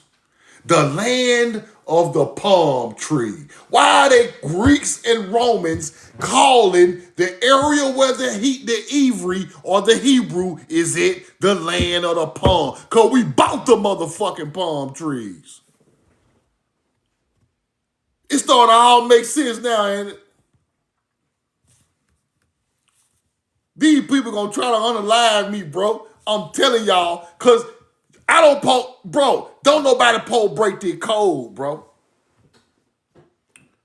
This the code that no hunter-gatherer want no melanated people to break. Because now you see, you got the first boat with the first agriculture, with the first Hebrew language, with the first beautiful, tall, melanated people, went to Egypt and Mesopotamia, put the goddamn tree on the river of the Nile and on the river of the Euphrates, and you built it. You had already been great at home in Timeri. You got the first boat and built up they shit. They don't want you to know that. They want you to think Hebrew come from over there.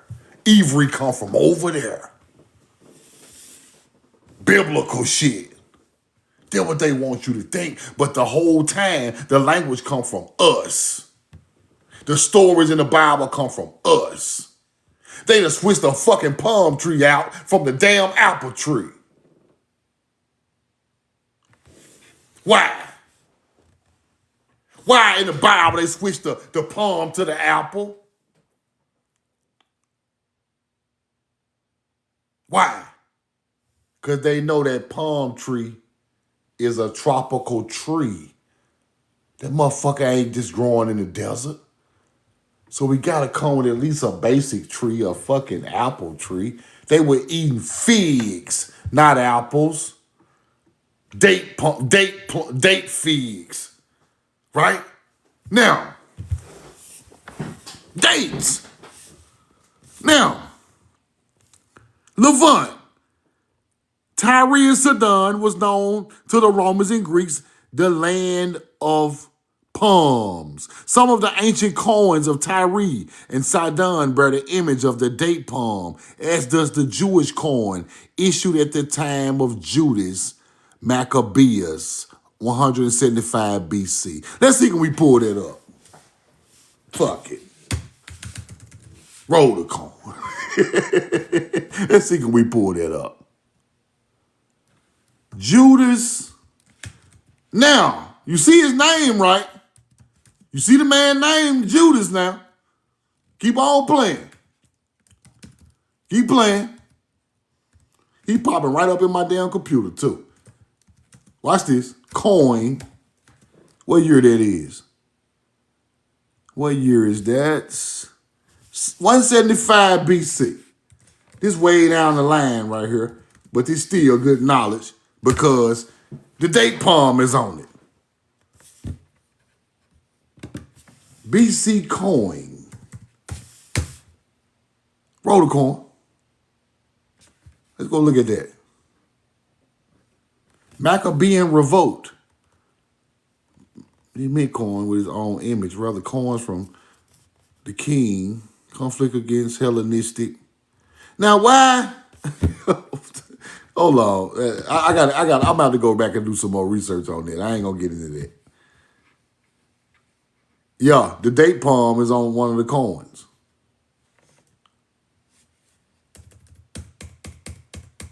These some old ass coins. Hold on. Oh, shit. Roll the coin. Now, bro, I see a falcon on one of these fucking Birdman on one of these coins too in Alexandria. That got to be a Phoenician coin. I got to do some research on this.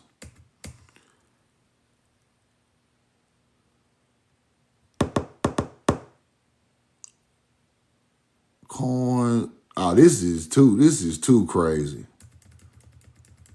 I'm gonna get back to this. This on a whole nother. You got to super break this down. But anyway, let's stay right here. Let's go finish this. Now, Judas is from a Hellenistic era.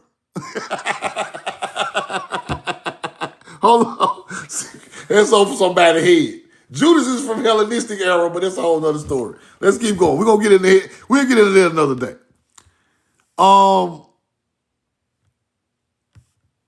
To conquest of the Jews and destruction of Jerusalem by Titus in the 70 AD, the Roman Emperor Vespasian issued a coin showing a weeping woman sitting beneath a palm tree.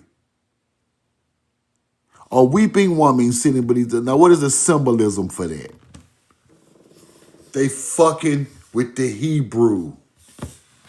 A weeping woman under the palm tree. They fucking with the Hebrew. Now, Romans. See, you must know everybody attack your people when they got to other lands. See? Romans start to make coins with Hebrews sitting under date palm trees, crying. Because they called it what? The land of the palm. The bloodline from right in the southeast of America. I'm telling y'all, bro. On their land. Way down the line in history, they still was trying to get rid of all them people. Just like they trying to do today. Let's keep going. They still want to get rid of y'all ass. Y'all know that, right? Y'all know that?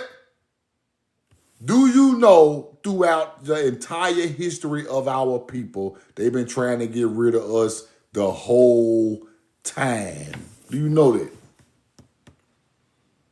From way back then, to shooting people in the street today. That's how serious this shit is. Let's keep going. Now, Flavius Josephus, a Jewish historian, reported during the time 1st century AD. Now, let's stop right there. Stop right there. This is exactly, that's why I love receipts. I love receipts. I might get a fucking receipt tattoo on my fucking back. Listen, big ass receipt, just Truth Now grocery receipt just on the fucking list. Listen here, bro. Listen to what they telling you. Jewish historian reported that during his time, 1st century AD. 1st century AD is the first 100 years of Jesus Christ, right? 1st century AD is the first 100 years of Jesus Christ, right? Put some coin in the chat if you understand what I'm telling you.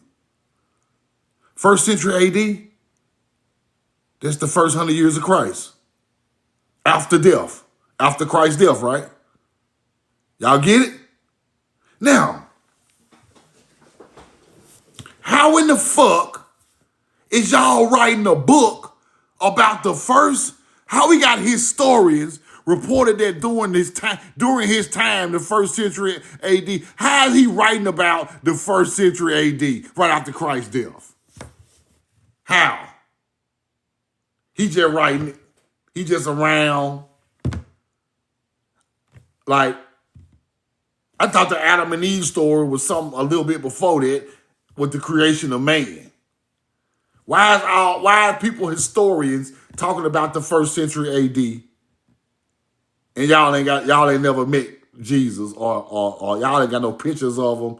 Y'all ain't got no paint, no drawing up. What is going on? This historian shit. Let's keep going. There were still groves of date palms near Jericho, around the Lake of Galilee. Galilee is the place where the Hebrews were over there. Haplogroup X. The people in Galilee were the tall melanated people with haplogroup X, the same bloodline found in the Great Lakes. If I'm lying, I'm dying. It was found in Egypt, Galilee, in the fucking Great Lakes. And I got the receipt. And I'll go find that motherfucker. Anybody want to play with me? I'll go back and find it if you think I'm lying. Haplogroup X was in the all through America, North America. In the mounds. Same bloodline, the first people of Egypt. And the first Hebrews in Galilee. Roll the coin. Let me find the receipt. I was talking about this about a week or two ago. It's a map. Here you go right here. Here you go right there. What they say? Haplogroup X, North America, Mediterranean Sea, the top of Egypt. Yeah, you thought I was bullshitting, didn't you? You thought I was playing, didn't you? Haplogroup X, right here, right here. Which one older? Right here. Look at all them haplogroup X's up there. Look at that. One little spot on the Mediterranean. It's heavy right there. It's heavy up in America. Roll the coin. Now, let's go back to that receipt. That receipt is very powerful. Very, very powerful. Now, the seas of Galilee, right? Where we was at? Galilee, on the Mount of Olives and in around Jerusalem.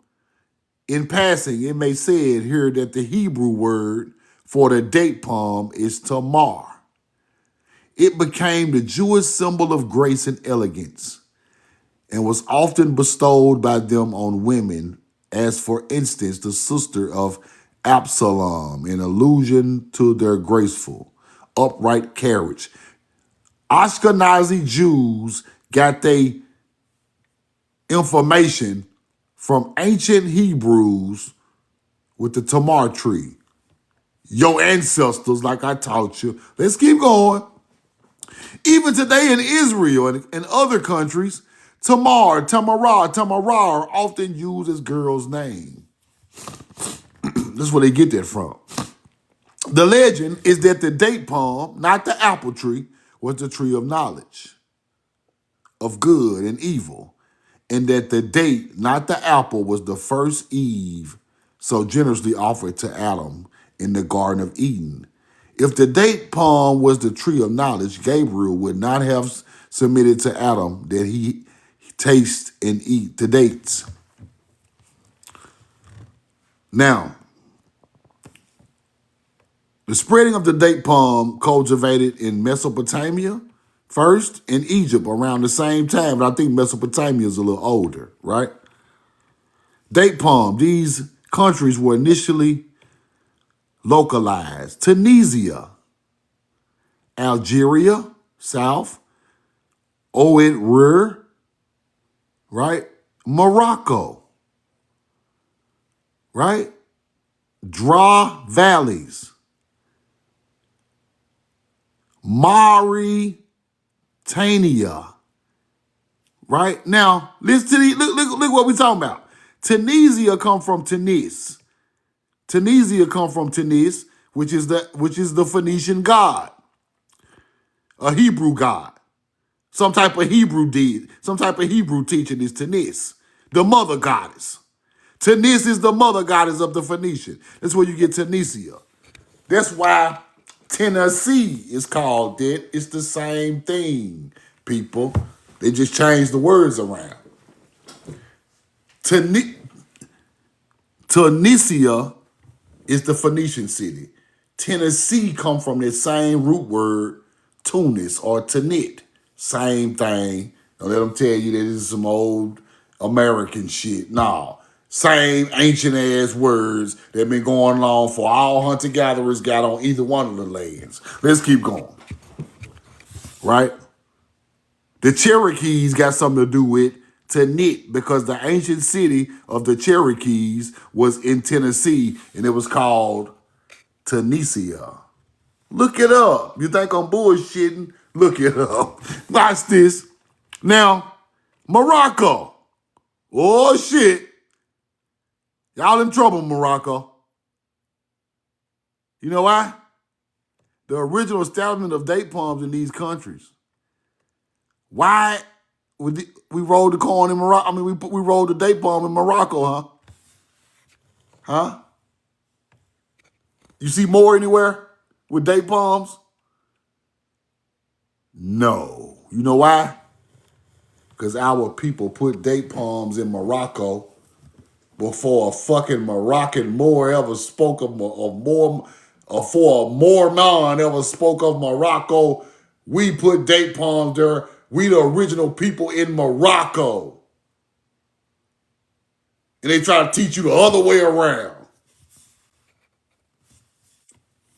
We taught them. They are descendant from us. The people from that area had no knowledge. They mixed with the people who brought the date palm, and then you get European Moors trying to claim what their ancestors done with the 100% blood, the one drop niggas. You get it now? I can't teach it no better than that. So when these niggas get talking about these are Moorish buildings, no. Moors are living in their ancestors' building. They gave them the player bloodline. They still got that whole ass bloodline of North Africa in them now. Don't get this shit fucked up. That's where the shit get fucked up at. You get the player blood and you get the hunter-gatherer, and then sometimes the hunter-gatherer overshadow the player blood. See, over here, we all 100% player blood, so we don't do all that extra shit. They got to be like, we built the buildings. Yeah, you know how niggas be capping and shit. We built the building. These are Moorish architecture. Look, we're living in the people we killed house, but we gonna call it a Moorish architecture. And niggas is still teaching it today. No, big dog. Wasn't for us coming over there, dropping our beautiful bloodline on your desert land, y'all will still be damn near hunter-gathering over there. Do you feel me? That's what happened. We got ancient Greeks, which is the Cretans from America, ancient Phoenicians from America, ain't the first niggas on the Nile from America, the first niggas on the fucking Tigris, Euphrates from America. Then we start mixing with all these other cultures. Then you get Moors. Then you start to get more smarter people using our ancient symbols, using our languages, using our teachings. You get it now? We even got motherfuckers all the way on the other side of Europe. Yeah, mixing in. Right?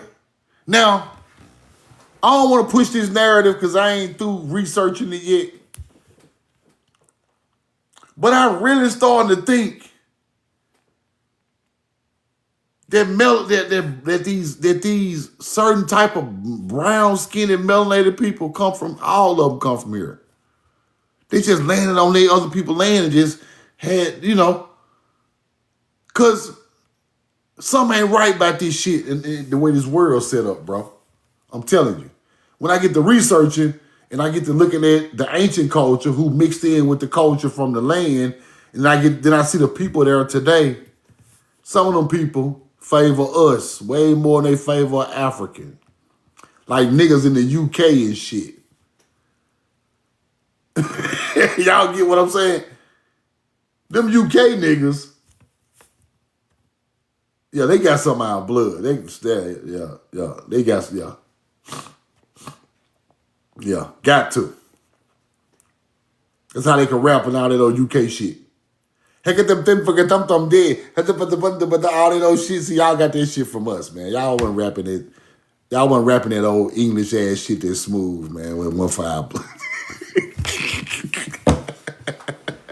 Top shotter, Top Gun ass nigga. Top shot. What them niggas called? The goddamn Top Clan, the fucking Top Boys. See, them motherfuckers got our blood. You know why they brown skinned over there? Yeah, them top shotters and them motherfucking Top Boys with big ass machetes cutting niggas in the street. Them niggas got some of that good blood. I'm telling you. Roll the corn. I can go to the, I'm telling you, I got the ancient ancestor from the UK now. I know who they is. See, this world, like I keep telling y'all, we think this world bigger than what it is, bro. This world ain't that big, bro. This shit ain't really that hard to figure out if you just really map it out and go to the ancient cultures. For real. And then you just show it all around the world. Because we went all around the world. Right? I'm telling y'all. Roll the corn. And mix with different people than our teachers and shit. Now, this is where you get the coat of arms from. Right? So, we mix with somebody from that land. They use our symbolism on their family crest. You get it? Now they are royalty in Europe. Started off as melanated people. Then the hunter-gatherer take it from the Moors. You get it now? Our blood, we are the royal bloodline. See, that's what I'm trying to tell you. Why you think? Y'all finna make me get deep. What time it is? I need to take my ass to sleep fucking with y'all. It's 2 o'clock. Listen, bro. Because I'm in Mississippi right now. Listen.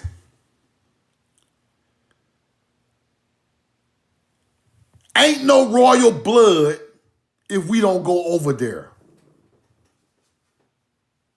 That's what I'm trying to tell these coat of arms niggas with all these coats of arms and all these motherfucking Switzerland coat of arms and King David coat of arms. All that. Ain't no royal blood if we don't pull up on the motherfucking ship. Do you understand it? The royal bloodline come from the first people of Earth, the first agriculturalists on the planet. You royalty because, I'm tell y'all what make royalty in ancient times. It ain't no gold, ain't no silver, ain't nothing material. What makes royalty in ancient times is the oldest bloodline with the most knowledge of the earth. That's what make you a real king. Your bloodline is connected 100% to the planet. You not no mutation. You not no goddamn mixed breed. You are 100% melanated, tall as 7 foot tall, stone mason agriculturalist. Astrology, pie, these motherfuckers smart. That's who buried in the mounds on the Mississippi River. That's the original people. Now, they are kings because they can feed their people in ancient times with knowledge. Knowledge fed their people because I learned about the earth and the agriculture and the stars, and I put it all together with the irrigation and all this shit. Now knowledge is growing. Now I'm in the field meditating, trying to put love in the planet to make love grow from it. That's why I'm in the field meditating like a Buddhist, like this and like this. That's why I'm in the field. That's where they come from. They don't come from meditating for no yoga, for no goddamn white people. Meditation come from you out there getting in touch with nature to make that crop grow beautiful. To feed your people. That's where you got spiritual at. That's the real Ma'at. Now,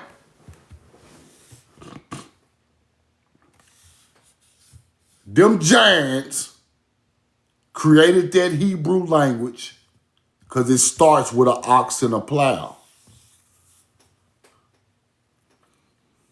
The first thing you're going to need to set up shop anywhere is the ox and the plow. You don't go nowhere without the ox and the plow. So when we go from here to there, what we had first? The ox and the plow. That's why they call them the plow people. That's why they call Enlil the plowman. So you're starting to learn it now. It's a star constellation representing the plowman. It all go with the plow. Now, the language of Hebrew is an agriculture language from the ancient mound building giants of North America and South America, right? Right? Because this what really happened. Them people got so advanced over here, learned all the stars, learned how to make boats, learned agriculture, learned stone structure building, evolving. And then one day they was like, okay, cool. We good over here. Let's get on the boat, man, and go over here and research what's over here. They make big reed boats with bitumen. Bitumen waterproofs the boat. This is North American. These are American boats. You can research this. Reed boats with bitumen. bitumen. You rub it on the reed and it waterproofs it. See, I seen a dumb nigga on a live somewhere talking about some, can't no old boats go across the Atlantic Ocean 1,000 years ago. You a damn fool. You think we can't build a pyramid, but we can't build a boat? We could build a pyramid in Mexico, Georgia, and everywhere else, but we can't build no boat. Nigga, you got to be slow. That's like me saying I could pour up a glass of water I mean, make some coffee but can't pour up a glass of water. Shut the fuck up. We built them boats, took them straight to the Mediterranean. Straight to the Mediterranean. Straight past the island, straight to the Mediterranean. Roll the coin. Now,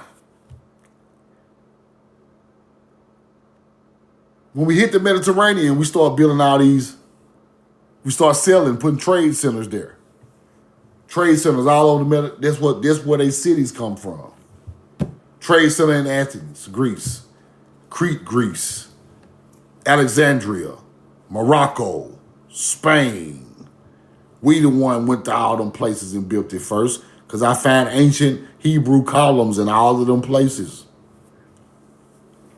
The north of the Nile River, Jerusalem area.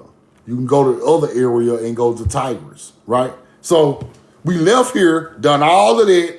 We already stonemasons. We already astrologists. We already got purple dye of the Hebrew purple dye from snails because we've been eating fucking crab legs and shrimp and busting purple dye up on snails all on the Atlantic coast and Florida. And we've been doing this shit for thousands of years. Y'all over here y'all think this shit is fancy. It's fancy to y'all. Y'all ain't never seen it before in the Mediterranean. So it's fancy, right? Purple dye, watch this. Purple dye was limited in Hebrew areas. Watch this. Why? Why is it limited? Why is the purple dye limited if it's supposed to come from that side of the world, right? Why? Look, purple dye limited. Tyrian purple. Valuable in ancient Hebrew areas. Costly, rare. Reserved for royalty, priests, and wealthy elite. In the Mediterranean, the dye come from Mediterranean sea snail. They capping. Cap. That snail is the murex, and that motherfucker come from America. They try to act like it come from the Mediterranean. They bought that shit over there. That purple dye, we were doing purple dye in America at the mound site. Shell mounds got purple dye all through them. You can go look right now. Our culture became Hebrew. You get it? Do you understand? Purple dye cost more than gold back then. That's a luxury trade item coming from Time Mary. You get it now?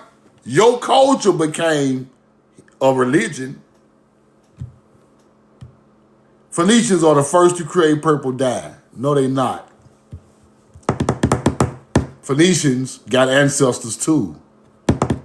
From America. Ancient mound builders. That's the Phoenicians' ancestors. That's the Cretan ancestor and the Mycenaean. All that in the same bloodline of people. Phoenicians were advanced in structure building. There was already 1,000 years after the ancestors of the mound builders taught them that. They're just a bloodline. It was time for them to leave and go somewhere else because they were so knowledgeable about the planet and what was going on, and they had boats, and they knew how to build shit, and they had food, everything they needed. It took our people time to develop these things on this land before they were taken other places. By the time they get to over there, we already advanced. They calling us gods. You get it now?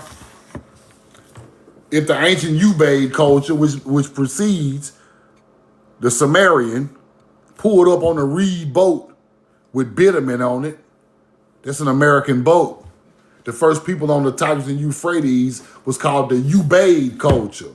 They pulled up on reed boats with bitumen. That's an American boat. That's how I know who the fuck bought the knowledge over there. Right? And they cities named after Hebrew words.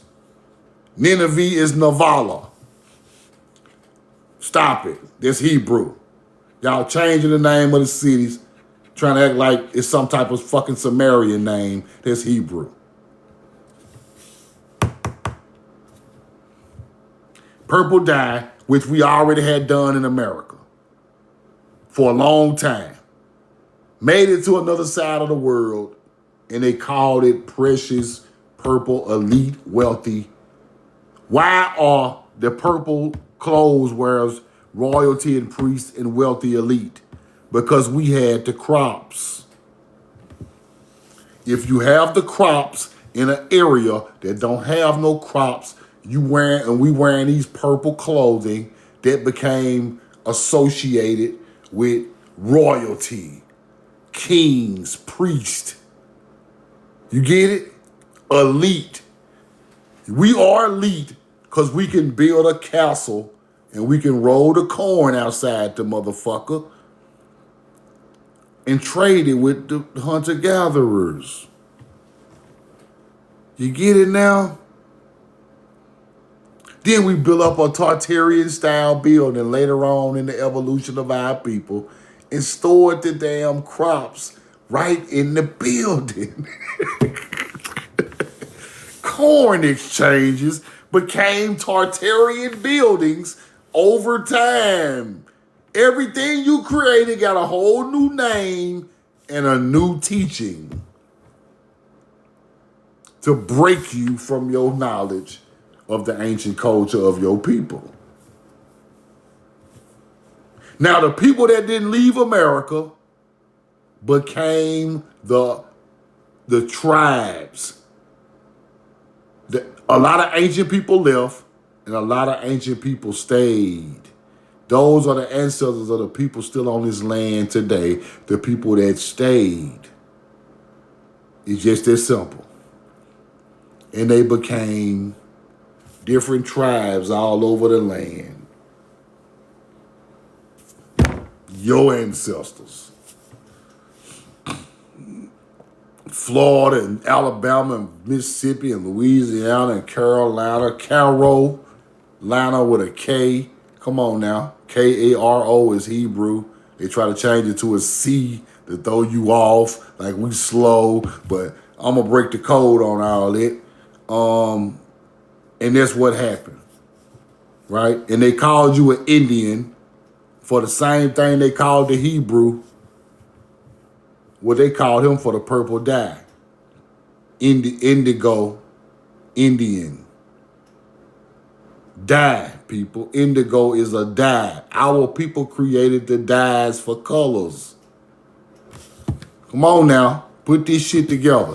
Quit trying to talk about these people looking for India and all that shit. Them people weren't looking for no goddamn India.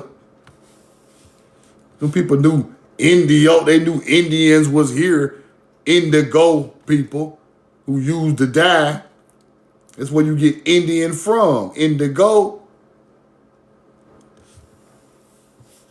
They sit here telling you in your face what you is.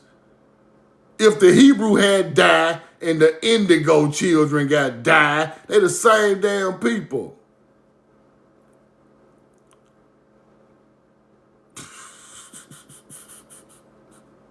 This the biggest lie in the history of the world. Right?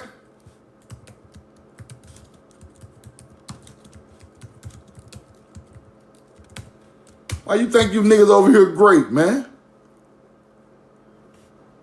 Come on, man. Indigo, prize deep blue dye.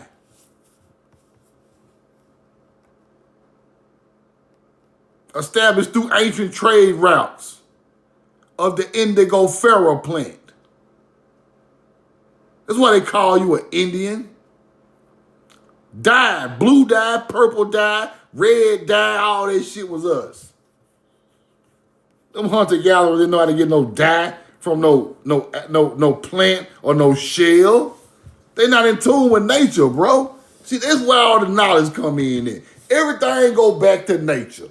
All of it. then you will understand. If it didn't come from nature, it didn't come from your people. If it came from nature, it came from your people. Dye is from nature. Simple. You got to know nature to get dye from a snail, bro. Everybody ain't walking around here getting no purple dye from no snail. Dyeing it up, making their clothes and dyeing it purple. Come on. Think an Ashkenazi Jew did that? Hell no. Roll the corn. Now you go look at the Phoenician cities. You go look at the Cretan cities. Research the Kelphtua, right? Same people. Research the Mycenaean people of North Greece. Research the Indus Valley civilization. Then you start to understand that all these people the same. It just got different names, bro. Once time goes by and we mix with these other people, wars start breaking out because our bloodline is thinned out. We forgot once we start having kids with these other people, the knowledge started to change, right? The knowledge started to change. The people's virtuousness started to change. Now everybody want a god. Now everybody want to control the crop fields and tax motherfuckers and starve people out. Now shit is changing and war is jumping off. Now all the cities in the Mediterranean get tore up because they want the area where the agriculture and the buildings are at. So war is breaking out in Athens. War is breaking out in Tyre. War is breaking out in Israel and Jerusalem. Same way it's breaking out today. But it broke out a long time ago because they wanted that landmass from the original people who built it. Because it was worth so much. You could eat there and live there in any weather. This stuff is built out of stone. This ain't no goddamn cave. This is stonework at its finest. We can live in there forever. Ain't nobody ever built no building like this over here but y'all. Then it started going into buildings being built around these buildings that wasn't superior, that was inferior to these buildings, still inferior to this day. You got a cardboard box ass building up beside a limestone and granite castle. Ain't nothing changed. So when you go study what I just told y'all, and y'all hit me in the DM, you're gonna be like, truth? You told us the absolute truth.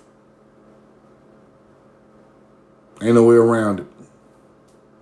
Absolute truth, bro.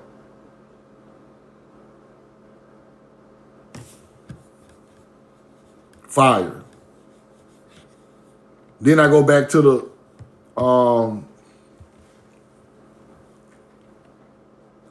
once you go through the history, this how you study this, y'all. I'm gonna give y'all this before I get out of here. This how you study this.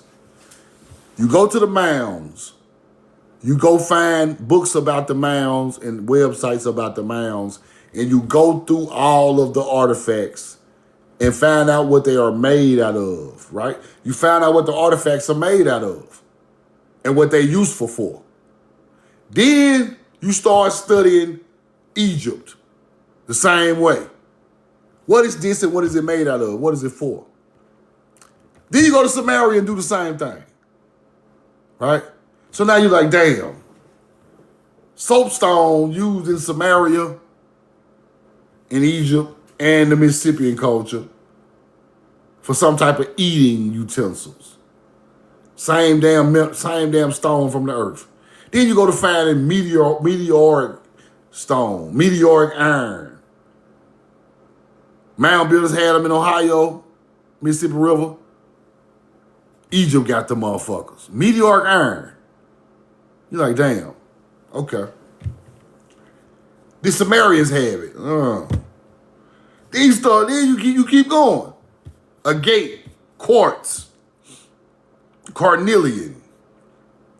Now you like, damn, this got to be the same culture because everybody is using the same materials for the same object. Then you go look at the symbolism, the one that they don't hide from you. Symbolism the same. All of these are line of the kings, right? The original kings. Why you think they say the Abraham? It's really Abraham instead of Abraham. Why you think they say Abraham came out of Mesopotamia to the land of Canaan? They say you the line of Abraham, right? That Abraham bloodline got there from our people bringing it there. Yeah, Hebrews left Mesopotamia and went to Canaan. That's what I'm trying to tell you. Abraham, which was once called Avraham for Ivry. It all go together. We settled on some there first. We settled on some Tigris and the Euphrates in a part of the Nile. But people left Mesopotamia and went to the land of Canaan. Where did that bloodline come from? They tried to start the Adam and Eve story in Mesopotamia. They tried to start a story when we landed. Like that is the original people. This y'all creation story, not mine's. Mine's come from mounds on the Mississippi River. Your story is coming from when we taught y'all how to eat, plant date palm. We planted date palms and fed you motherfuckers. And taught y'all. And mixed with y'all. See the difference? They know the truth, y'all. When you see, I might be the only nigga to ever tell y'all this, bro. They history start when we bring them knowledge. Just to simplify what I'm trying to tell y'all. That's when the AD starts. Right? The AD, after death of Christ. When we drop a bombshell of knowledge on hunter-gatherers, AD start. Really, we dropped the knowledge before that. But when they started understanding what was going on and started to write what we were talking about down and remixing it, AD starts. You get it? Once they understood enough to try to at least understand what we were doing, AD starts on their land. So they associate that with their creation story, Adam and Eve, right? That's why they make shit like this. That's why they make shit like this. This is a hell of a live, too, for a late night live. I'm wild in the night. I'm gonna be fucked up in the morning. Messing with y'all. I usually be knocked out. But check this out. This is why they talking about this, right? See, the moon signifies moon alignments for agriculture, people. That's what they signify. Moon alignment for agriculture, right? So if this is some type of people they are teaching about these crops and all this type of stuff, right? Place of origin and distribution of the date fruit in the they don't really fucking know, but I know it come from here. Now this is date creation story in Samaria. Look at the top. Look at the top, right? Furthermore, with the microclimate created by plantations, the cultivation of some fruit palms and annual crops will be possible, right? Sumerian grafting. This is what they told you when they created humans. The grafting of the Sumerian, creating humans and alien shit. What they was grafting, y'all. What were they grafting for the people that was already there? Put in the chat. Then you're going to learn the truth. What they were grafting. It wasn't humans. What was they grafting? Put the answer in the chat. Put the answer in the chat. Plants, people. Plants. Agriculture. Food. Trees.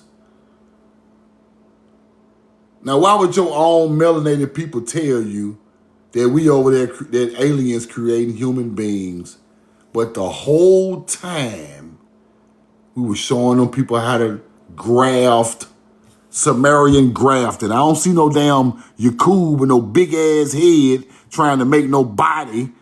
I see a man teaching people agriculture with the tree of life. Why would all these niggas lie to y'all for so many years? Why would they do that? Why would these white people lie about that? Because they know that bloodline that brought the knowledge came from here. They rather give it to aliens. And we got our own people teaching that dumbass shit.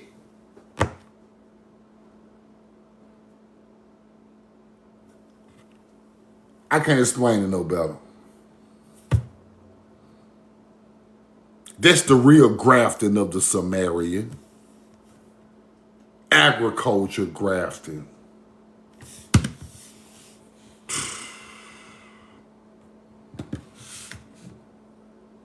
Fire, but it's the truth.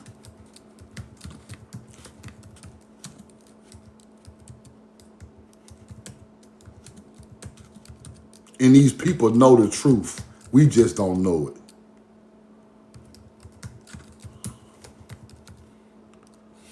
Hold on. We just don't know. They broke us from our knowledge. We think we know everything. We know nothing. I don't even know nothing. I'm just leading us the right way. It's a million more things I don't fucking know. Watch this now. To prove my point, I'll never get an ego. You know why? I got a million books to read. I got a million places to research. I don't know shit. Watch this. Grafting in ancient Mesopotamia suggested for circumstantial evidence, particularly in the Sumerian texts from 1800 BC, about moving grapevine roots, hinting at early arboriculture, but direct proof of scarce with propagation of often done by cutting, right? While some scholars conjecture grafting was used to adapt salt, grapes, and salinized soils. I'm sleepy as hell. It's a theory. Mesopotamian agriculture focused heavily on irrigation, cereals, dates, and advanced techniques like plowing. Plowing come from America, with grafting potentially appearing later or in more specialized forms to combine desirable traits through China and Central Asia. Agriculture grafting on cuneiform, right? Ain't nobody grafting no goddamn human bodies. You ain't God. Ain't nobody God. They want to tell you an alien a God. The earth God, nigga. Ain't no space God, nigga. It's earth God. What the fuck wrong with these niggas? Ain't no space God. It's earth God. Let me tell y'all something, bro. See, all you old super smart, want to be super ego, extraterrestrial ass, teaching ass niggas. All the power of the X-Man come from the planet. Am I lying? Don't the X-Men got planetary powers? They be capping like a motherfucker and go out of space, but the basic powers is earth, wind, fire, water. Them the real powers. If truth now could move the water I shut the hunter-gatherer down. Listen to me. See, you think about all these damn movies and shit, bro. Fuck all that. Earth, wind, water, fire. Your people were so in tune with earth, they could move some of that shit. That's true. That's true. See, a lot of that shit I ain't gonna never teach y'all. I ain't gonna teach y'all that old dumbass, super ass shit that we know that might be mythology. But our people back in them days were so in tune with the planet that they could move the wind and water and earth. I'm telling you. They could do it. They can do it. Because see, the difference between them and us, they knew where the power come from. We don't. Why you think these white people trying to make you look up there so much? It ain't got nothing to do with, it's melanin at the same time because, the original people got melanin. That ain't the point, though. Melanin ain't it, bro. We got melanin, why I can't do it today? Because you not connected. They telling you the power coming from up there, bro. Instead of trying to send you up there. Anunnaki, UFOs, look up, nigga. The power down here. The power down here. Ain't no power up there. All the power coming from here. Get in your chi, stand in your square. The power right here. This your motherfucking mama. That ain't your mama, bro. Y'all, a couple of your cells probably fell out the sky, hit the mud. I'm cool with that. What birthed your ass? All these niggas talking about my spirit is coming from Mars. That's cool, bro. All that shit cute and sound good. All that shit sound good. But that's like telling your mama somebody dropped some shit on her and it got something to do with your... Nah, your mama birthed your ass. The earth birthed the first man. First woman. I'm telling you what I know from a mound because the ancient culture talks about it. No. See, there y'all go. People are always talking about the power in them, the power in you, the Christ in you. No, bro. See, the hunter-gatherers be teaching y'all all this stupid shit, bro. You are just an extension of the earth, bro. You try to put yourself over the planet. No. See, that's why we fucked up now. We fucked up. We think the sky got the power in you. No. What you grounded for if the power ain't in the earth? Listen.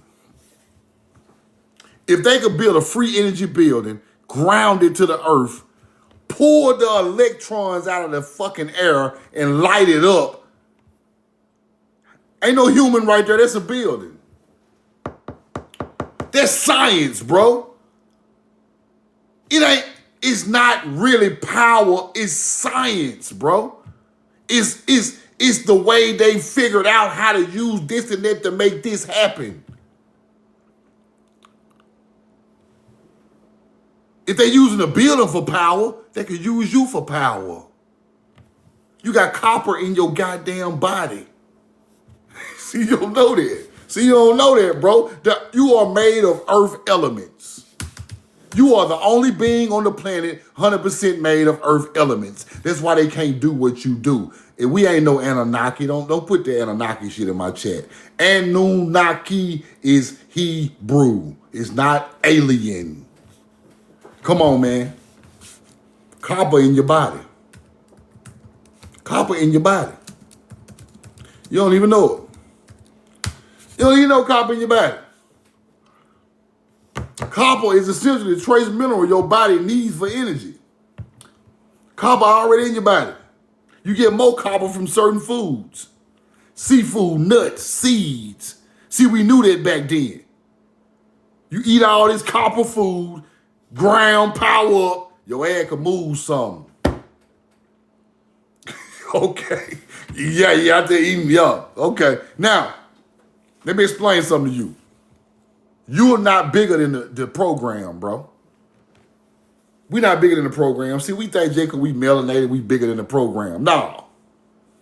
No. The program created us to take care of the overall program.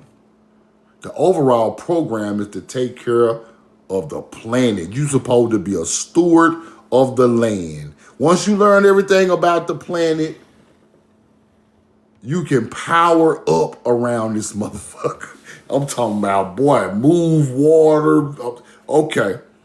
Once you learn all the powers of the planet that connects to you a certain type of way, that's when you move shit.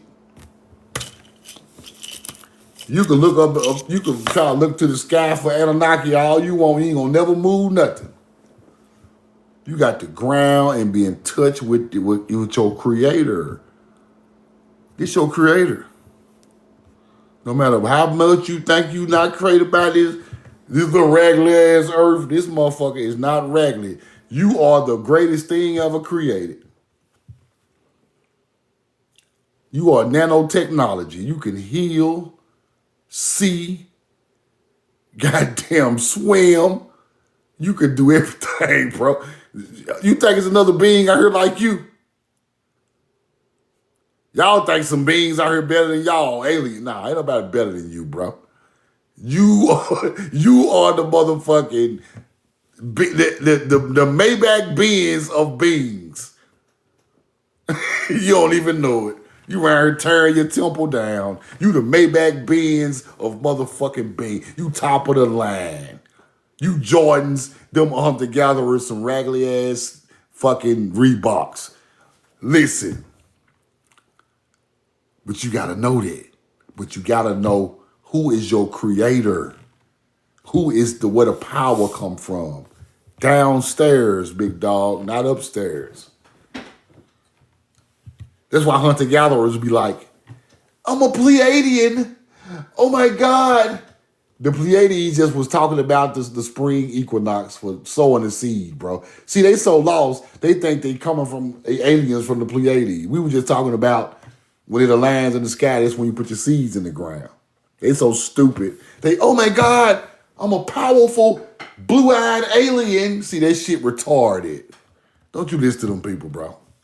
Don't do that, please.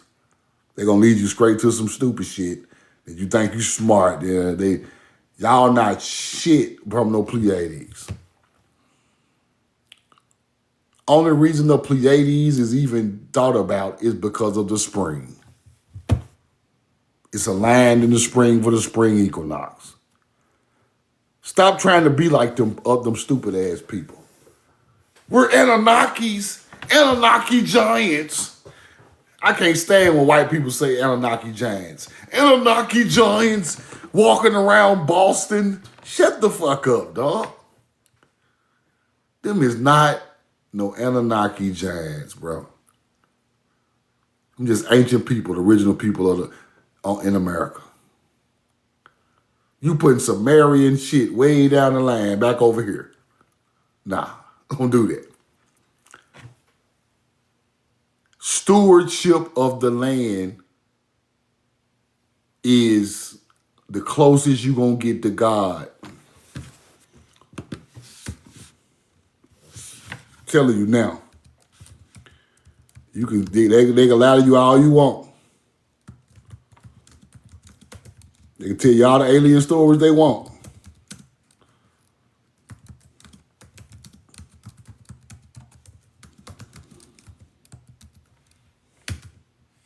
And God is nature and the planet. The idea that stewardship of the land is closest to God is a central principle in many faith traditions, particularly Christianity stole it from the ancient Hebrew, which teaches that humans are caretakers, not owners, right? This responsibility is a form of worship in the way of honor of the Creator. Now, Christianity trick people with that because you're the first caretaker of that land. That means that you are the owner of that land. That's how they take land from you with that bullshit. How you gonna be the caretaker of the original land and you don't own it? Nah, see, that's that land stealing shit. That's that land stealing quote right there, right? Dominion over the earth. Being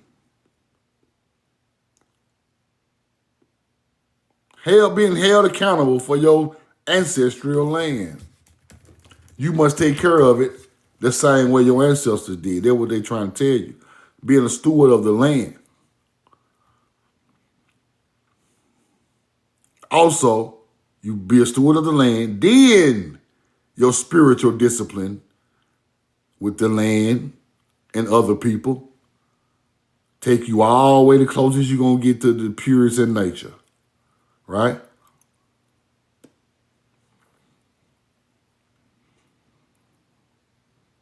All resources and gifts come from the planet. They try to tell you it's God, but all resources come from the planet. So therefore, they switched it. You see what I'm saying? Original people had no idols. They just looked up to nature. I mean, they just, they took care of what took care of them. Now they switched it out to a blessing from God in the sky, when really the blessing come from the planet under your feet. Because everything you eat come from here. Don't come from there. In the physical form, earth is your mother. Roll the corn. Now spiritually, and they try to teach a lot of that comes from outer space, but in the old books, it says spiritually, your spirit is coming from an ancient ancestor or something like that, right? Now, I read that a couple of times. People don't believe that, but they say spiritually, you get a lot of your spirituality from an ancient ancestor. That's why they can connect with you in some type of download, right? That's how you get the download. You got to be connected to get the download. You got to be connected to the Wi-Fi to get the download. You just can't download from those shit that you think come from outer space. This shit coming from somebody who done this before you, who got some type of tie to you on this realm. You must understand that. That's why my great grandma talked to me. I'm connected to that. Ain't no way around it. I ain't connected to no goddamn moon man from Mars. Nah. I'm connected to my ancestor. So we gotta stop teaching all that foolishness. Thinking we thought and we connected to motherfuckers all the way in. No. People before you have saw what saw things before you ever saw it. Before you ever even thought about seeing it, they already saw it. Have you ever felt like something bad supposed to happen to you and something protected you from it? Now, sometimes this stuff do happen, but every now and then in life, this has happened to me a couple of times. Something bad about to happen, but some kind of way you just ease on out of there. Some kind of way some told you, look, it's time, look over there, move, get out of there. There's somebody who loves you, bro. There's somebody who really, really, through death, they still talking to you. That's love. That's nature, though, right? Some type of spiritual nature thing is putting them people in you to tell you that. It's a connection somewhere. It's a wavelength somewhere from there to here. I can't explain it, but I'm telling you, they got something to do with they got something to do with nature and the way them people. Yeah, it's a frequency, and frequencies are natural in nature. You must know that. When you put a frequency on something, it draw a damn circle in a big ass maze. That's nature. You can feel it. I'm telling you. You might not see it, but you can feel it. Get out of there. Some ain't right. These people ain't right. You don't even supposed to be dealing with them people. Ain't nobody around but you in your car leaving. Like, damn, what the hell telling me to get the hell out the club? Them people telling you get out the club, something about to happen. We need you here for another reason. We can't lose you right now. That shit happen to me all the time. Roll the corn. So, I'm going to say this one more time. We are more connected to the planet than anything, y'all. Any other thing. We show love to the planet because it fed us. Took care of our people. And we got spiritual because of that. We start believing in the power of the planet because the planet came through. When something comes through for you, you believe in it. Like something real, a real thing. You believe in it. The planet came through for our people generation after generation after generation. Once we learned it and how to work it, it never let us down. It never let us down. When we got away from it and went along with the other people's teaching, we got let down every time. Think about it. You weren't looking for nobody to give you no blessing or save you. They put that on you. Oh, I got a blessing from God. No. How you get a job and say it's a blessing from a being? You the motherfucker who can read. You the motherfucker who can type. You the motherfucker who can put this program together. And you the motherfucker. Who got you up to that point? Your people. Your people got you up to that point. The goddamn manager at the job didn't teach you how to read and work the computer. They just threw your ass to work. Your people fed you, made sure you learned something, made sure you stayed to use something in this earth that can get you ahead. Your people help you get there. Because if they would have never fed your ass, you would have never been here in the first place. You didn't get no job. Your people put you in position to be great. Not nobody else. Roll the corn. I love y'all. I'm in love with you, man. Y'all have a great night. I don't think I'm gonna go back live till Monday morning, so I'm gonna put this live on